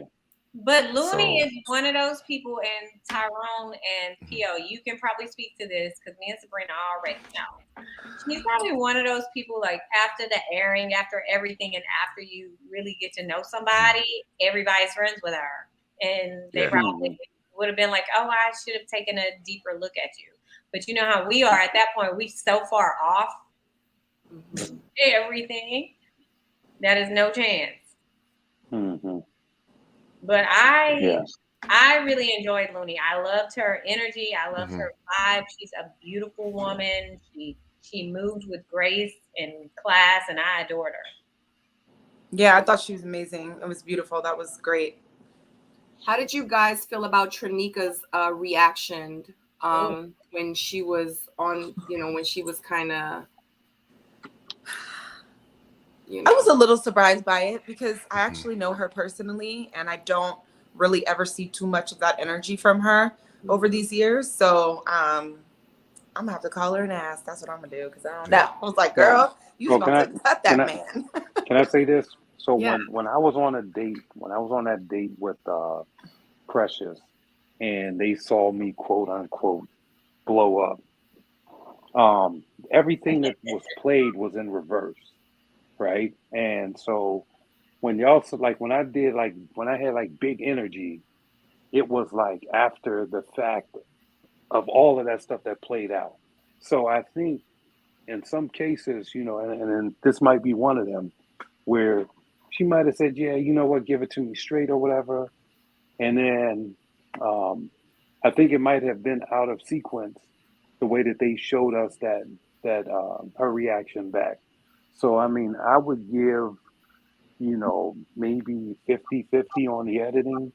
And then the other part, obviously, the words came out of her mouth. So those were her words. But, placement of those words probably might have been a lot due to editing. Well, I can see that. Just speaking from experience, we know whenever there's a ladies' lounge or a men's lounge, we all know that day. And we know if we get the call, it's a chance. So some of us are so surprised, what? Like, what's going on? Right. So as much as Trinika did surprise me, I was not surprised either. Because we know what it is, and we're kind of like, I'm putting forth this genuine effort. I feel like I have these connections. Why am I here? Spit it out.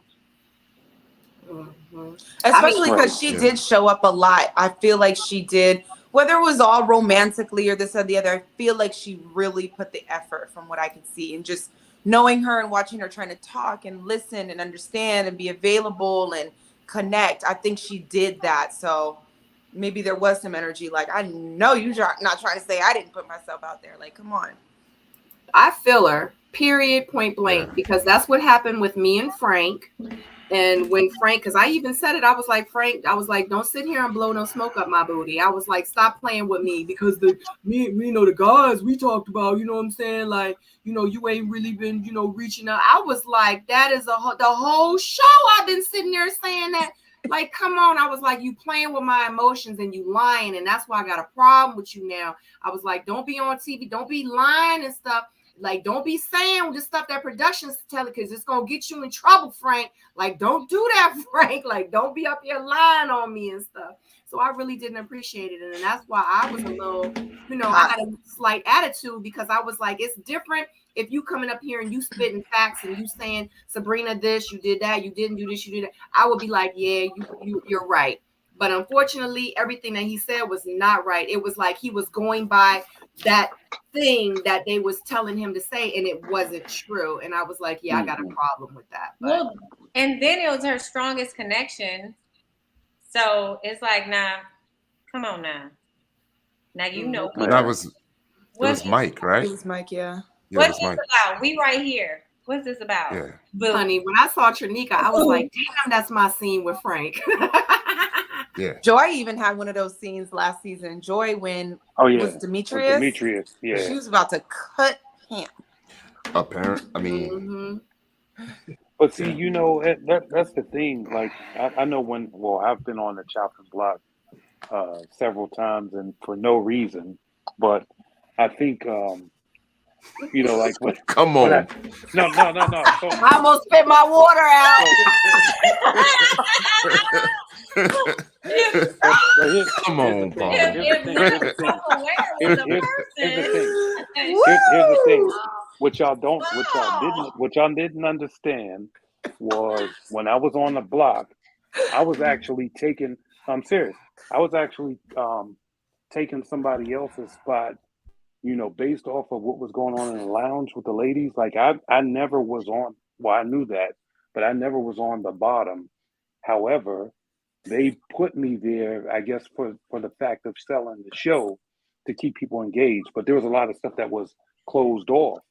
So when I was when I was at the meeting with Precious or whatever, we sat down literally 2 seconds, and I'm sitting here. When I pulled up, I'm like, okay, let me hear this BS. Now, first things first, I heard them say, oh yeah, he's not open, and that's couldn't be the furthest from who I was. Anyway, I was always straightforward on the show. And then like within like 1 minute of me sitting down, she was like, yeah, you know, the ladies met. We feel like you're still ready to love. And they was like, oh, you can't do that. We got to redo it again. And so I'm like, oh, you want to redo it? Okay, now I'm going to give you that big energy. And then that's when y'all saw that energy. But realistically, that wasn't, for me, like I was just like, well, okay, why am I here? So yeah, I had no idea. And if you, I won't say who the person was whose seat I was filling, but y'all would be surprised to know, you know, who was supposed to be in that seat. But for dramatics, I was the elected official. Paul, we know. So you were one of the main people I was talking about when I was saying that the Potomac season didn't make their intentions known early. I mean, I found out afterwards you was in there. You know, I found out you was in there the whole time. So like, right. I know, but the whole time I was like, Paul, like stop playing around. Like just make it known. Other than, you know, the scene when you was talking to Tiffany. Was it Tiffany? Yeah. Not Tiffany. It was at the mix-up, the pool party. That's one of the few times you had said Tina? something. Yeah, but I feel like you should. Yeah. But see that, and that was the thing. They were very, very, very good with the isolation, because if you talked to anybody that was there, it was always up front. But they isolated that because they had to sell the story, and I get that. Yeah. You know, I knew you was in there. I was always Team Paul. No doubt. I was waiting for you to make a move. Yeah, I remember you saying that all along, and I'm sitting here thinking all this time. I'm like, man, I made it to the end, and they are not really showing how I really did that. So, and it was one thing to keep the people engaged, because, of course, if you sitting there and you seeing me, and you're like, damn, he's doing all this crazy stuff. How did he end up at the end? It just doesn't make sense. And it, you know, the way that they showed it, it didn't. But it was enough to keep people engaged to say, you know, I wonder if this is going to be his week to get out of here. You know what I mean? So, you know, on one instance, the selling the show, I get it. But at the same time, you know, I think they did themselves a disservice, because the stories that I had, you know, in the process were great stories. But they were so much focused on, we need that individual to spark, you know, all of that stuff. You know what I mean? Yeah. So there's that. Okay, so to wrap it up, let me ask you, Randall, up until this far, with Looney being the one to be eliminated for this episode, do you feel like that they made the right decision between Looney and Trinika? Yeah. I think. Why do you feel like that? I mean, especially since Trinika is one of my connections. So. Good answer. Good answer. So let me ask you this, and I know maybe the other panelists might have questions too. Moving forward, we know that you can't say too much about the next episode, but do you feel like a lot will? Sorry. I don't mess with the mosquitoes. Y'all know my dog, my baby.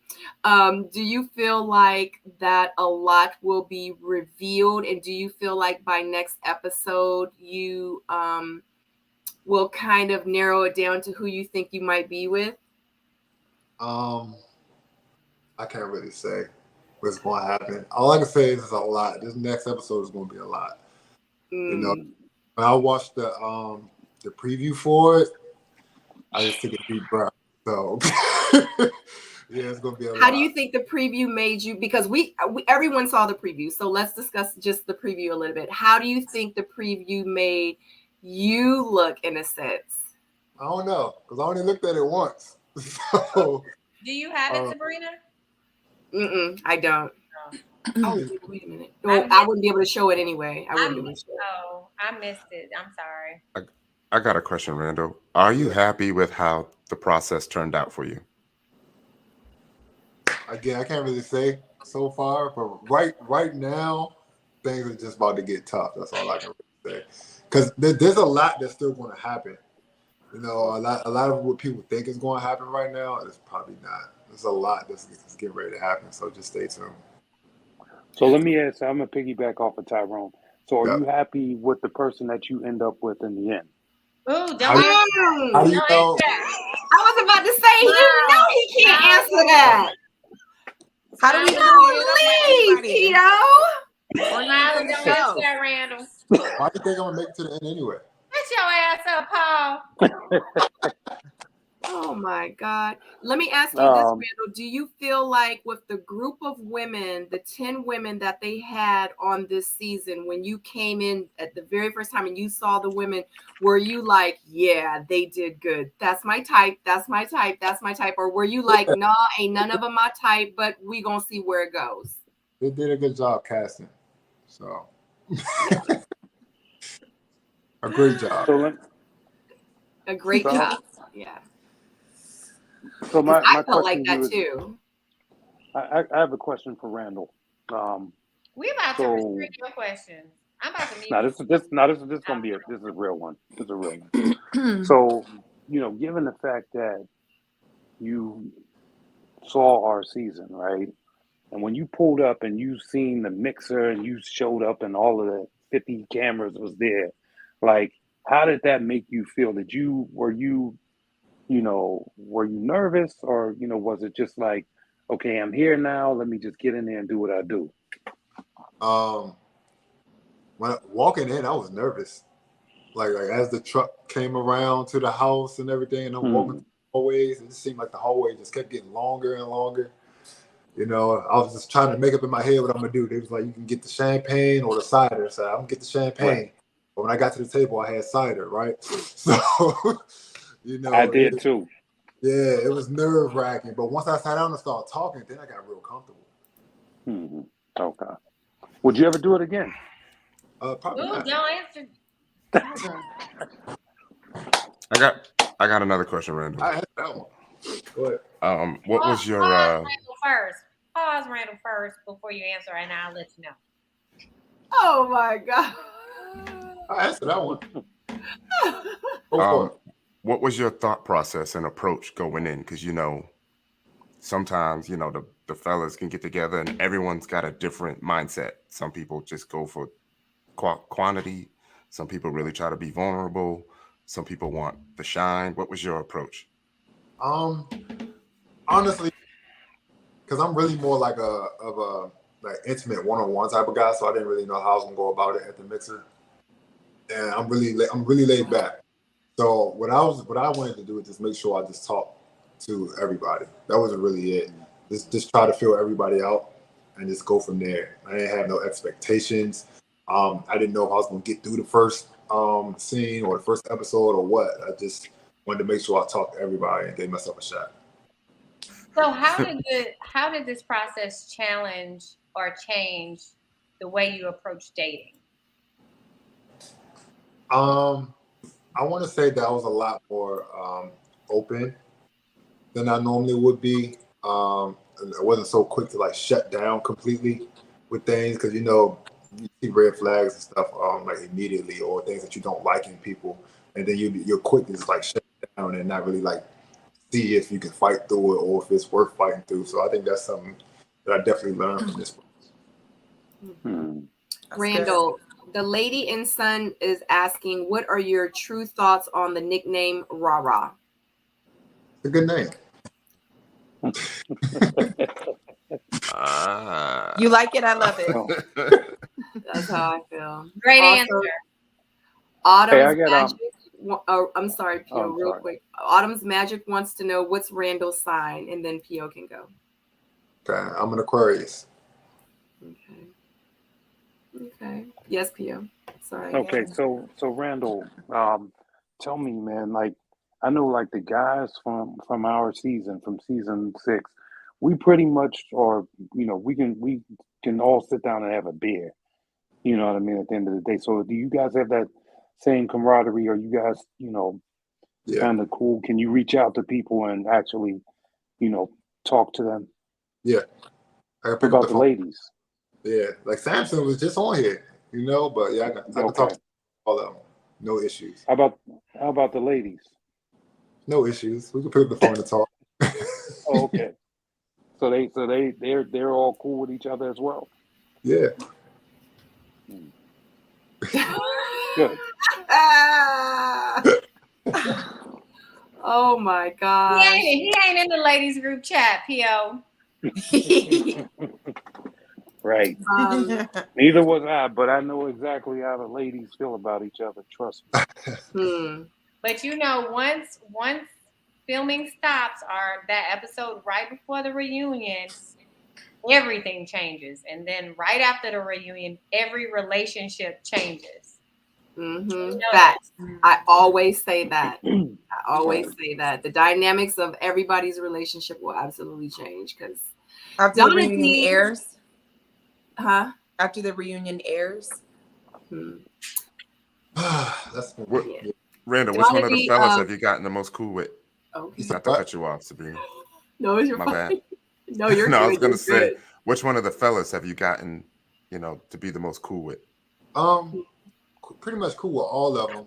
I would say I talk to Mike a lot, and Samson. Talk to Samson all the time. So yeah. Oh, so they seem like they got good energy though. You just cringing when I was going in on Mike. Huh? That explains your faces when I was just going in. Oh my. Don't talk about my homie. It's all in love. It's all in love.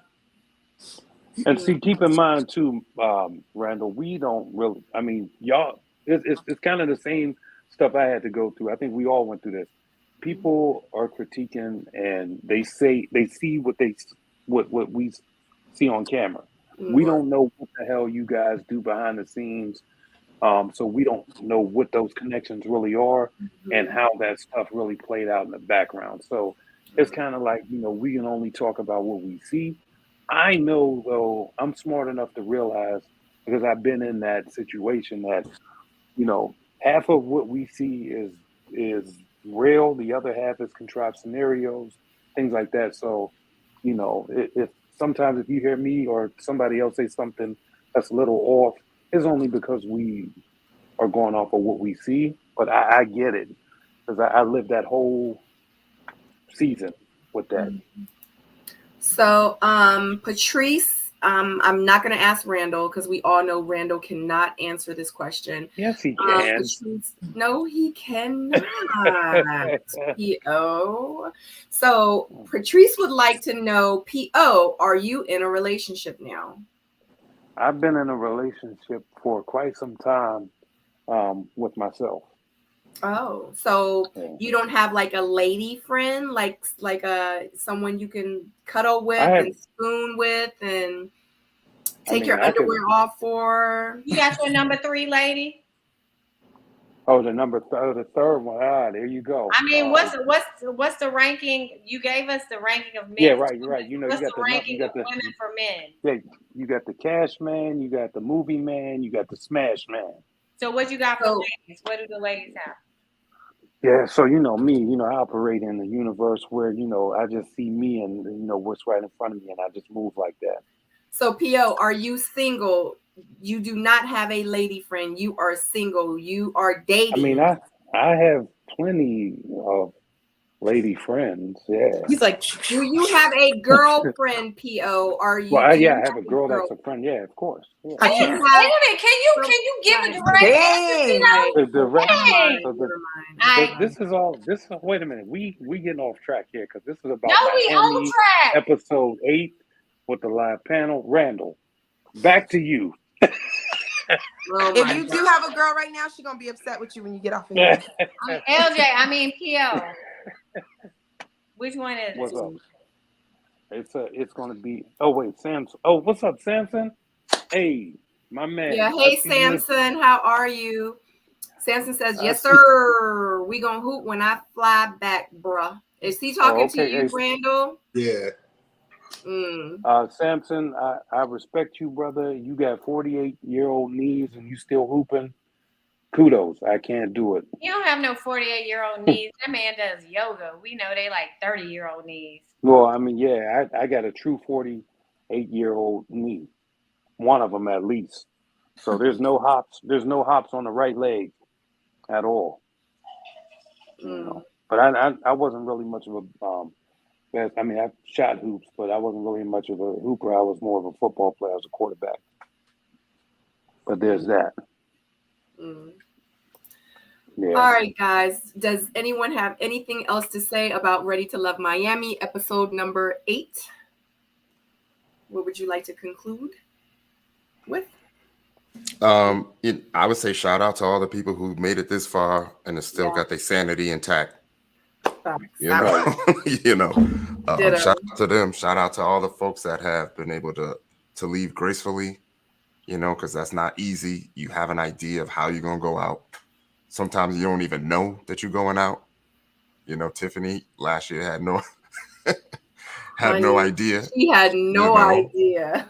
And you know, we're gonna stay tuned because you know the show, you know, in the end is gonna have to show some drama, you know, to keep us tuned in. So, you know, I'm anxious to see how it goes. I don't know. I have a quick question for Randall. With what you're seeing now, do you feel like there's more intentional or quality or powerful moments that could and should be shown on television before the Jake throwing in the arguments? Like, was there more meat there that we're really not getting, like, that you kind of wish that we were? Yeah, for sure. There was a lot more substance than is actually portrayed on TV. A lot more. Yeah. You know what, Jimmy? That's a good point because I was almost kind of upset again that they're showing the women going at each other. And it's almost like they can't seem to get away from that. You know, like they really didn't have to show that date at all. Right. Really. You know, so. Yeah, that date, that particular date had no meaning to what the task was at hand. It was an added date for drama, for dramatics, period. Like that was the only reason why the producers sat around and said, let's put these people there. Let's put these particular men here in this situation and let it play out. They knew what they was doing. I'm really hoping one day we can change our collective appetite in the media that we like to consume. But I think getting old. No, but what I think it is that everyone on camera plays it so safe. So what do you have to see? You see whatever the interactions are that they show you on camera. I think that the mean potatoes are happening off camera, texting and y'all little sneaky links. And unfortunately for this season, what we're seeing, Randall's like, well, he said no. So but I mean, what have we seen so far? Like even the group dates is not like, you know what I mean? All we can go off of, you know, and I'm saying this as someone that, you know, as some of us that's been through the process, it seems like, you know, like on my season, you know, people were pretty much in each other's face. They were showing their intent. It was no place to hide on camera. You know what I mean? Like if you're feeling somebody, if you're not feeling somebody, whatever it was aired out. But on this season, it just seems like maybe a lot of people that do have genuine chemistry, some of that, and I'm not speaking for you, but I'm just saying that a lot of it is not being cultivated in a way for us to see it. Yeah, I think though, I don't know. I think that the show, what's going on is that these writers of the show is really killing the authenticity of it. I mean, if you notice, if you look, if you watch the credits, there's a credit that comes up that says writer. So you have somebody that's actually writing the story, and then they're slotting different people into these quote unquote characters to fit the bill. So there's actually a collective group of writers that are sitting there saying, we want this guy, regardless of what Randall does, Randall's going to fit this narrative, and then they use these confessionals to sort of back that up. And so regardless of that, they're going to slot these people in these places, and then they're going to build a story, and then, you know, show us the content based off of that. Really doesn't have anything to do with you know, their love, their relationships, the types of conversations that they have, because they're all steered. You know how it goes when you go into that confessional and they pull out that iPad and then they start reading to you all of the stuff you said, and they ask you specific questions to trigger the story and steer it in different ways so that they can contrive these scenarios. So that's what we're seeing. It's not that, you know, he's saying, I picked this person and this is why. It's he's with this person. Let us show you what we are telling you as to why he's gotten to this place with them. So once they get back to real, you know, television without having writers and putting people in these places, you know, we're always going to see that dramatics, the drama, and the BS, the fluff. Yeah. Speaking of confessionals, in a recent confessional, somebody said, why the F would you say that? Where'd that come from? I don't know. Would you say what? When they showed next, I figured we could talk about it because it was in the previews for next week. Yeah, it's in the previews. You'll see why. They actually show it. They show the whole thing. They show that. Yeah. I saw it. Yeah. But to what P.O. was saying, you're right about a lot of it, especially that they even cut stuff. Like I got a digital exclusive that I'm still trying to figure out why it wasn't in episode 3. Like that's probably one of the best scenes. I'm trying to figure out why, and it would make more sense for the same storyline that they were writing, you know. But they make it a digital exclusive instead of putting it on the TV. Yeah, they're see, and the thing is like for me, I know this because for me, I was actually in a scene where me and the person I was on a date with, we was damn near crying, but they didn't want to show that vulnerability because they wanted me to be in this rigidness. Your character. You know, that's outside of the character they created for you. Right. So it's Randall, crazy. I'm sorry. Randall, Roberta wants to know, is being on the show what you expected, and did you think that you would make it this far? What I expected? Well, no, because I didn't think I was going to make it this far. When I first, like I said, when I first coming into the mixer, I was just hoping to get through episode 1. And then when I did that, I was like, all right, well, maybe I can stay for like maybe 2, you know, and it just, so. Yeah. How are you dealing with the additional exposure that you're getting in your life? That's weird, to be honest. It's awkward. That's a better word for it. This weekend, I seen a lot more of it because like I was just in DC, so like going to the airport and then being in the city and walking around. People walk right up to you, leave their dinner table and start talking to you. Like I did not expect any of that. Just put a wig on. That's what I do. It won't work. I call myself work. I don't stand out, right? You know, but people walk right up to you, taking pictures. That's all different. Yep. Different. Yeah. And that's one of the things though that I wish that they taught and they talked to us about when we did our media training, because they tell us how to talk to, you know, people from a PR perspective, but they don't really tell you how to deal with this extra element of people that are coming out of the woodwork.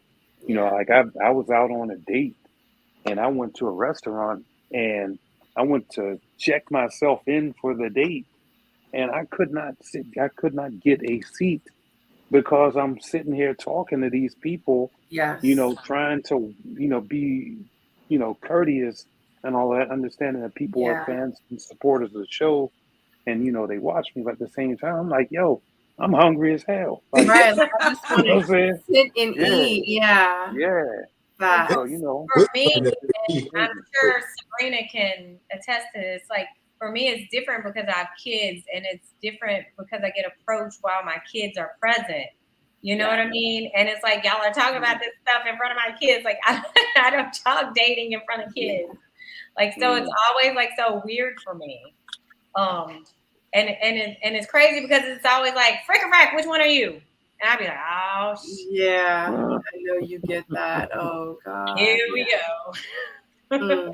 But nobody tells you how to deal with that. And for me, that was a little bit overwhelming because, to be honest, like I'm from the streets, so people coming up to me out of nowhere and just rolling up on me makes me feel a certain way, and I'm like, like, how do I even know you? You know what I'm saying? And it's like, it's kind of like that PTSD from, coming from a bad neighborhood, and you got people that roll up to you in the street, in the street, and it's like, that meant drama. So it's like now I'm seeing all of these different folks, and I'm like, damn, like, okay, but then I have to realize that these are, and I forget that I'm even, I forget about the whole show and all of that stuff. I'm living my best life, and you don't get a chance to just sit there and eat your fish sandwich and have your beer no more. Yeah. Well, Samson just made a good point. Black He love did. is beautiful, and yes, I have seen Sylvie's Love, and I love the movie. It's very climactic, I guess, as far as like someone that's going through the process of, reconnecting and maintaining a connection with their true love through life. But it's more of like stage kind of like old schoolish, so it's a very captivating movie. Right. Yeah. So when are we going to get some 2022 representation of good people who are doing great things, who are actually Black and happy and enjoying each other and not going crazy? Like, there's just so much more. And I was really hoping originally in deciding to review Ready to Love that was my interest at first. Like, okay, because that even the word in itself, ready to love. So I'm thinking we finna see a certain level of maturity, a certain level of conversations, a certain level of love. And that already comes with its drama naturally. You don't need to contrive scenes with 4 people who don't like each other and can't. And so I really, Will Packer, OWN, they dropped the ball on that.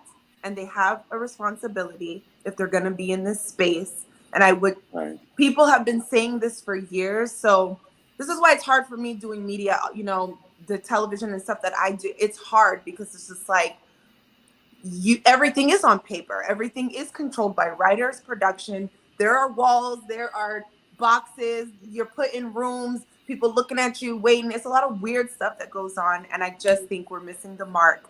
And it's kind of sad, honestly. Right. Well, in the defense, so just to give a different point of view, y'all like for me, when I went through the process, when I watched the show previously, and as I see, the growth of the show, I think y'all gotta understand, well, not like y'all gotta understand and you don't understand, but from my point of view, I'm just grateful that Black love can be breaking through, because that's something we've never seen before. A lot of, when you look at some of the other shows like The Bachelors, they've been on for 20 years, so they've had years and years and years to get their formula right. And I think that to a certain degree, like, I can appreciate the fact that whether we see a little drama mixed in here or not, we are seeing real couples make it, and we are getting a glimmer and a little bit of hope that Black people in general, we are loving and caring people, and we know what love is, and it's okay for us to seek it in whatever avenue we choose to find it. You know what I mean? So on, just on the opposite end of what you're saying, Jamie, I'm happy that we are given a space and a platform, and it might not be perfect and we might not always like it, but we are seeing that we genuinely we're a loving and not aggressive. We're not barbarians. We're not anti-relationship. We're not anti-love. All Black men are not players. All Black men are not, bad fathers. All Black women aren't twerkulators. You know what I mean? I'm just happy that we do have a platform where some breakthrough to the stereotype. Right. That's true. Fair enough. Randall, you want to answer that question? Honestly, the most shocking is the preview for the next episode. Dang. But you know what though? I guarantee you, it ain't gonna play out nothing like what you How saw. you think it's gonna be? Yeah. And I can't. It might be way worse than what you think. And you Man, know what is good? That It's is the always that one episode where you're like, that's not what happened.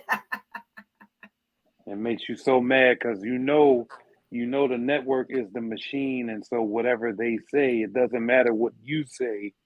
It's what they show us is what we believe. right. I can't wait to really be able to talk about everything. To be honest, Right. Yeah. Right. I've been there. FYI, Randall, have y'all filmed the reunion yet? Uh-huh. Oh, that's, you know what? I think Samson did tell us that. Yeah. Yeah. That's done already. So. But see, and you know, that's what's crazy. You do this reunion after like episode 2 or 3, so you really don't, you know, you like, so by the time you on like episode 8, 9, 10, you wish you could go back to that reunion. Exactly. I bet. I don't know. Like, man, what? About the reunion. What's up?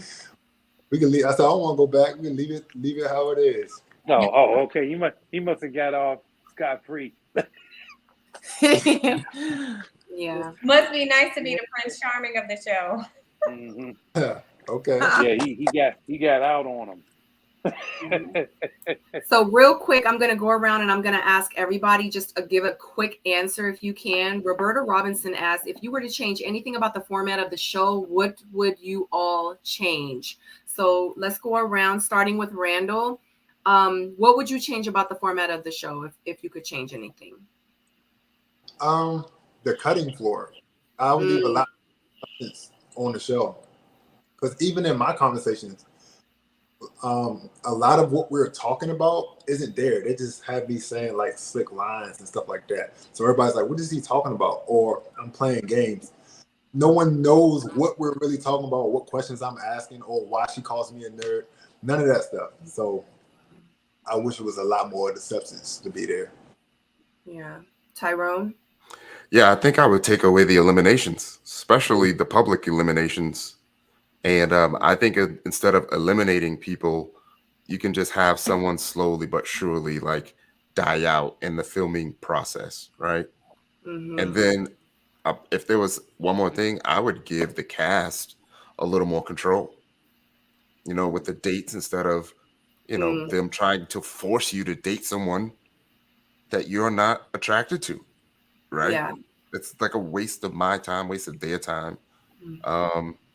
And I think there was one more thing, and I would say give the cast the opportunity to recommend a scene that they were in, to say, hey, I feel like this scene will help the audience learn a lot more about me.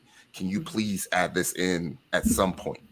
You know what I mean? Even if it was a totally separate, you know, where are they now session, or, you know, behind the scenes about this, you know, about the cast, and just do something like that just to highlight the cast, because I feel like they would probably watch that before all the other episodes. Yeah. Jamie? Let's go to Stacy. I'm with Ty. I would definitely push the eliminations back until at least like the 4th episode. I would definitely make like the 3rd episode. I would have 2 retreats, you know, like the first retreat of everybody together. And then maybe later on you can do all, you know, like the narrowed down couples. But I would definitely do that. And then I would also encourage like more one-on-one dates. P.O. So I would definitely not change the eliminations in the beginning, more particularly because then that would give people no incentive to go out there and put their best foot forward. They would feel more relaxed. I wouldn't change that, but I would limit Tommy's role in terms of, you know, I would keep him as the host and let him talk to the guys in the gentleman's lounge, but I would add an extra component in there to provide some relationship coaching or how to build and strengthen connections. I think that's a key part that's missing. You know, we don't know how to nurture those connections, or some of us don't. And so we're going to Tommy, but Tommy's not an expert in that. He's just a common man. So I would really provide, you know, maybe some expertise in that area. Well, you know, both from a female and male perspective.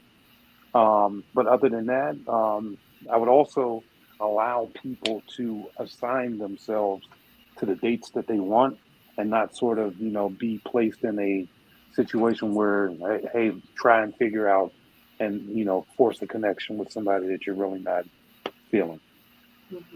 Jamie? Yeah, pretty much a mix between what Randall and PO said, because I think, you know, Gus and I, we've talked about this on our show before. Getting the cutting room floor together and adding more substance.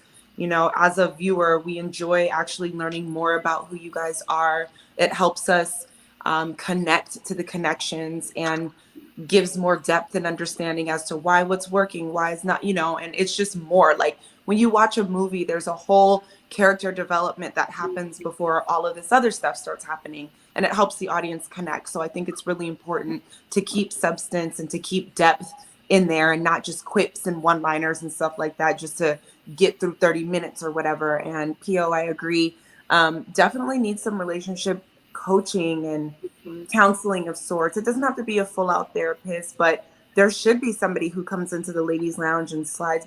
I think Tommy does a decent job with the men, but you know, when things happen, I think if there's somebody watching in the background or whatever, and then they can chime in and say, hey, this is what I saw, or this is what I think, or how do you guys feel?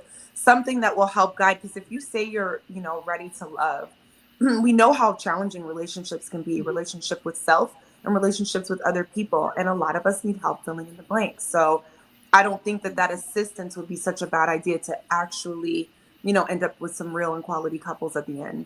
And lastly, sometimes I feel like they could bring in some new people sometimes.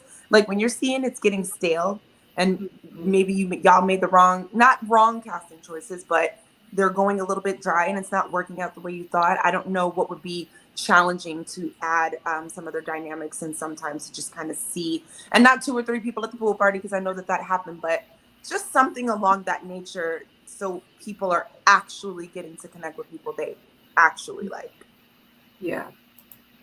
Samson says, simple answer, set the rules upon the onset for all to follow. So we either date as we are only dating one, so they can see themselves with one, removing the competition factor, but then that, you know, lends to no drama. Yeah, the competition is weird. Yeah, the competition part of it. Yeah, I completely agree. And I agree with, like, all of you guys said one thing that I would have said.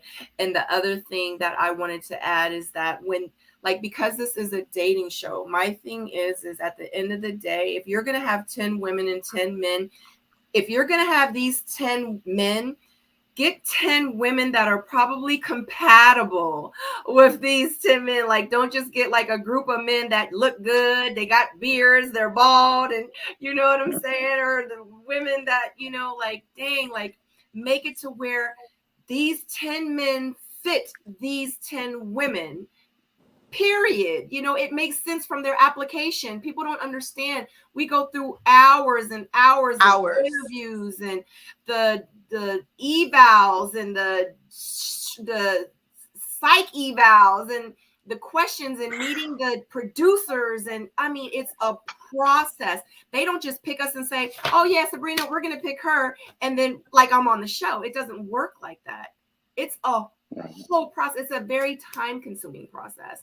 You know, so I'm like, dang, if they really did that, then why is it that I'm on the show and it's only maybe a possible that I'm interested in? You know what I'm saying? So I just think that they should do better with that, you know, and plus with pretty much what y'all said, like all that. So does anyone have anything else to say to conclude with episode 8?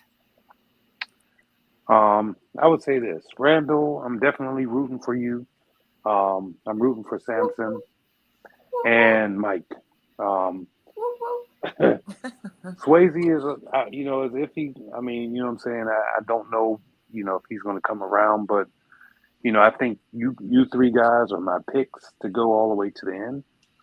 So I'm waiting to see what that looks like. But yeah, I'm definitely rooting for all of you guys.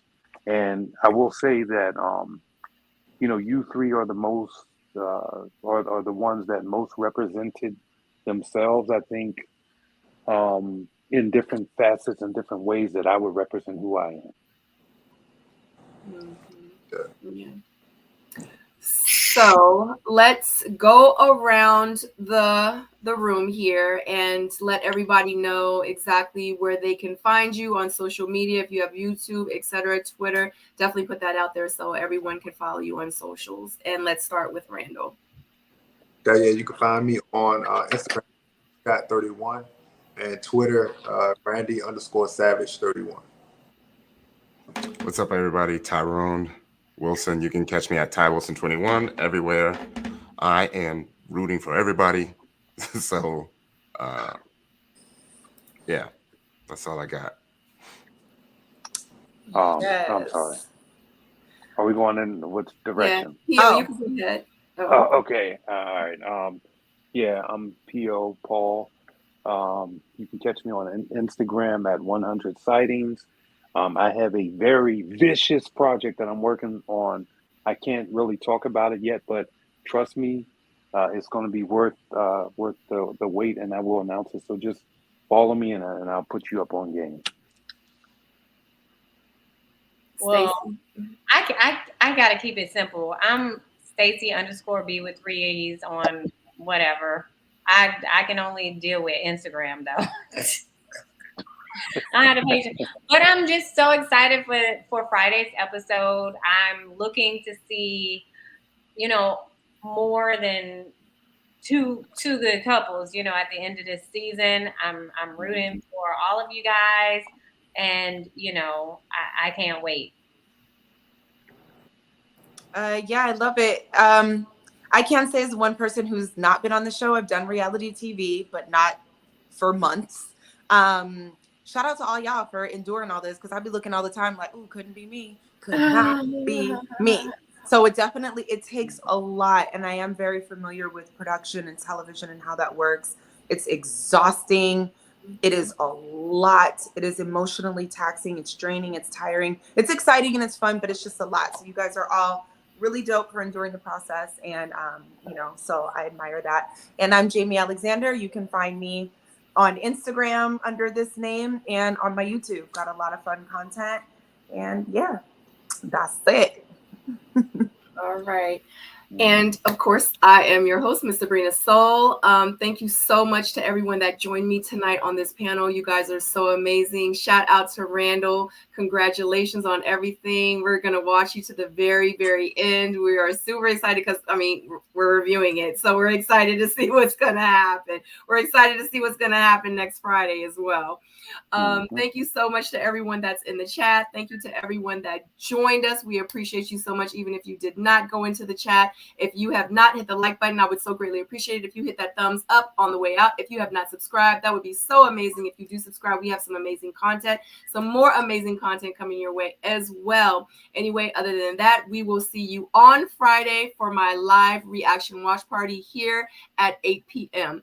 And yeah, other than that, if you're watching on the replay, comment down below who your predictions are going to be for the very end. Anyway, love you guys so much, and we will see you again very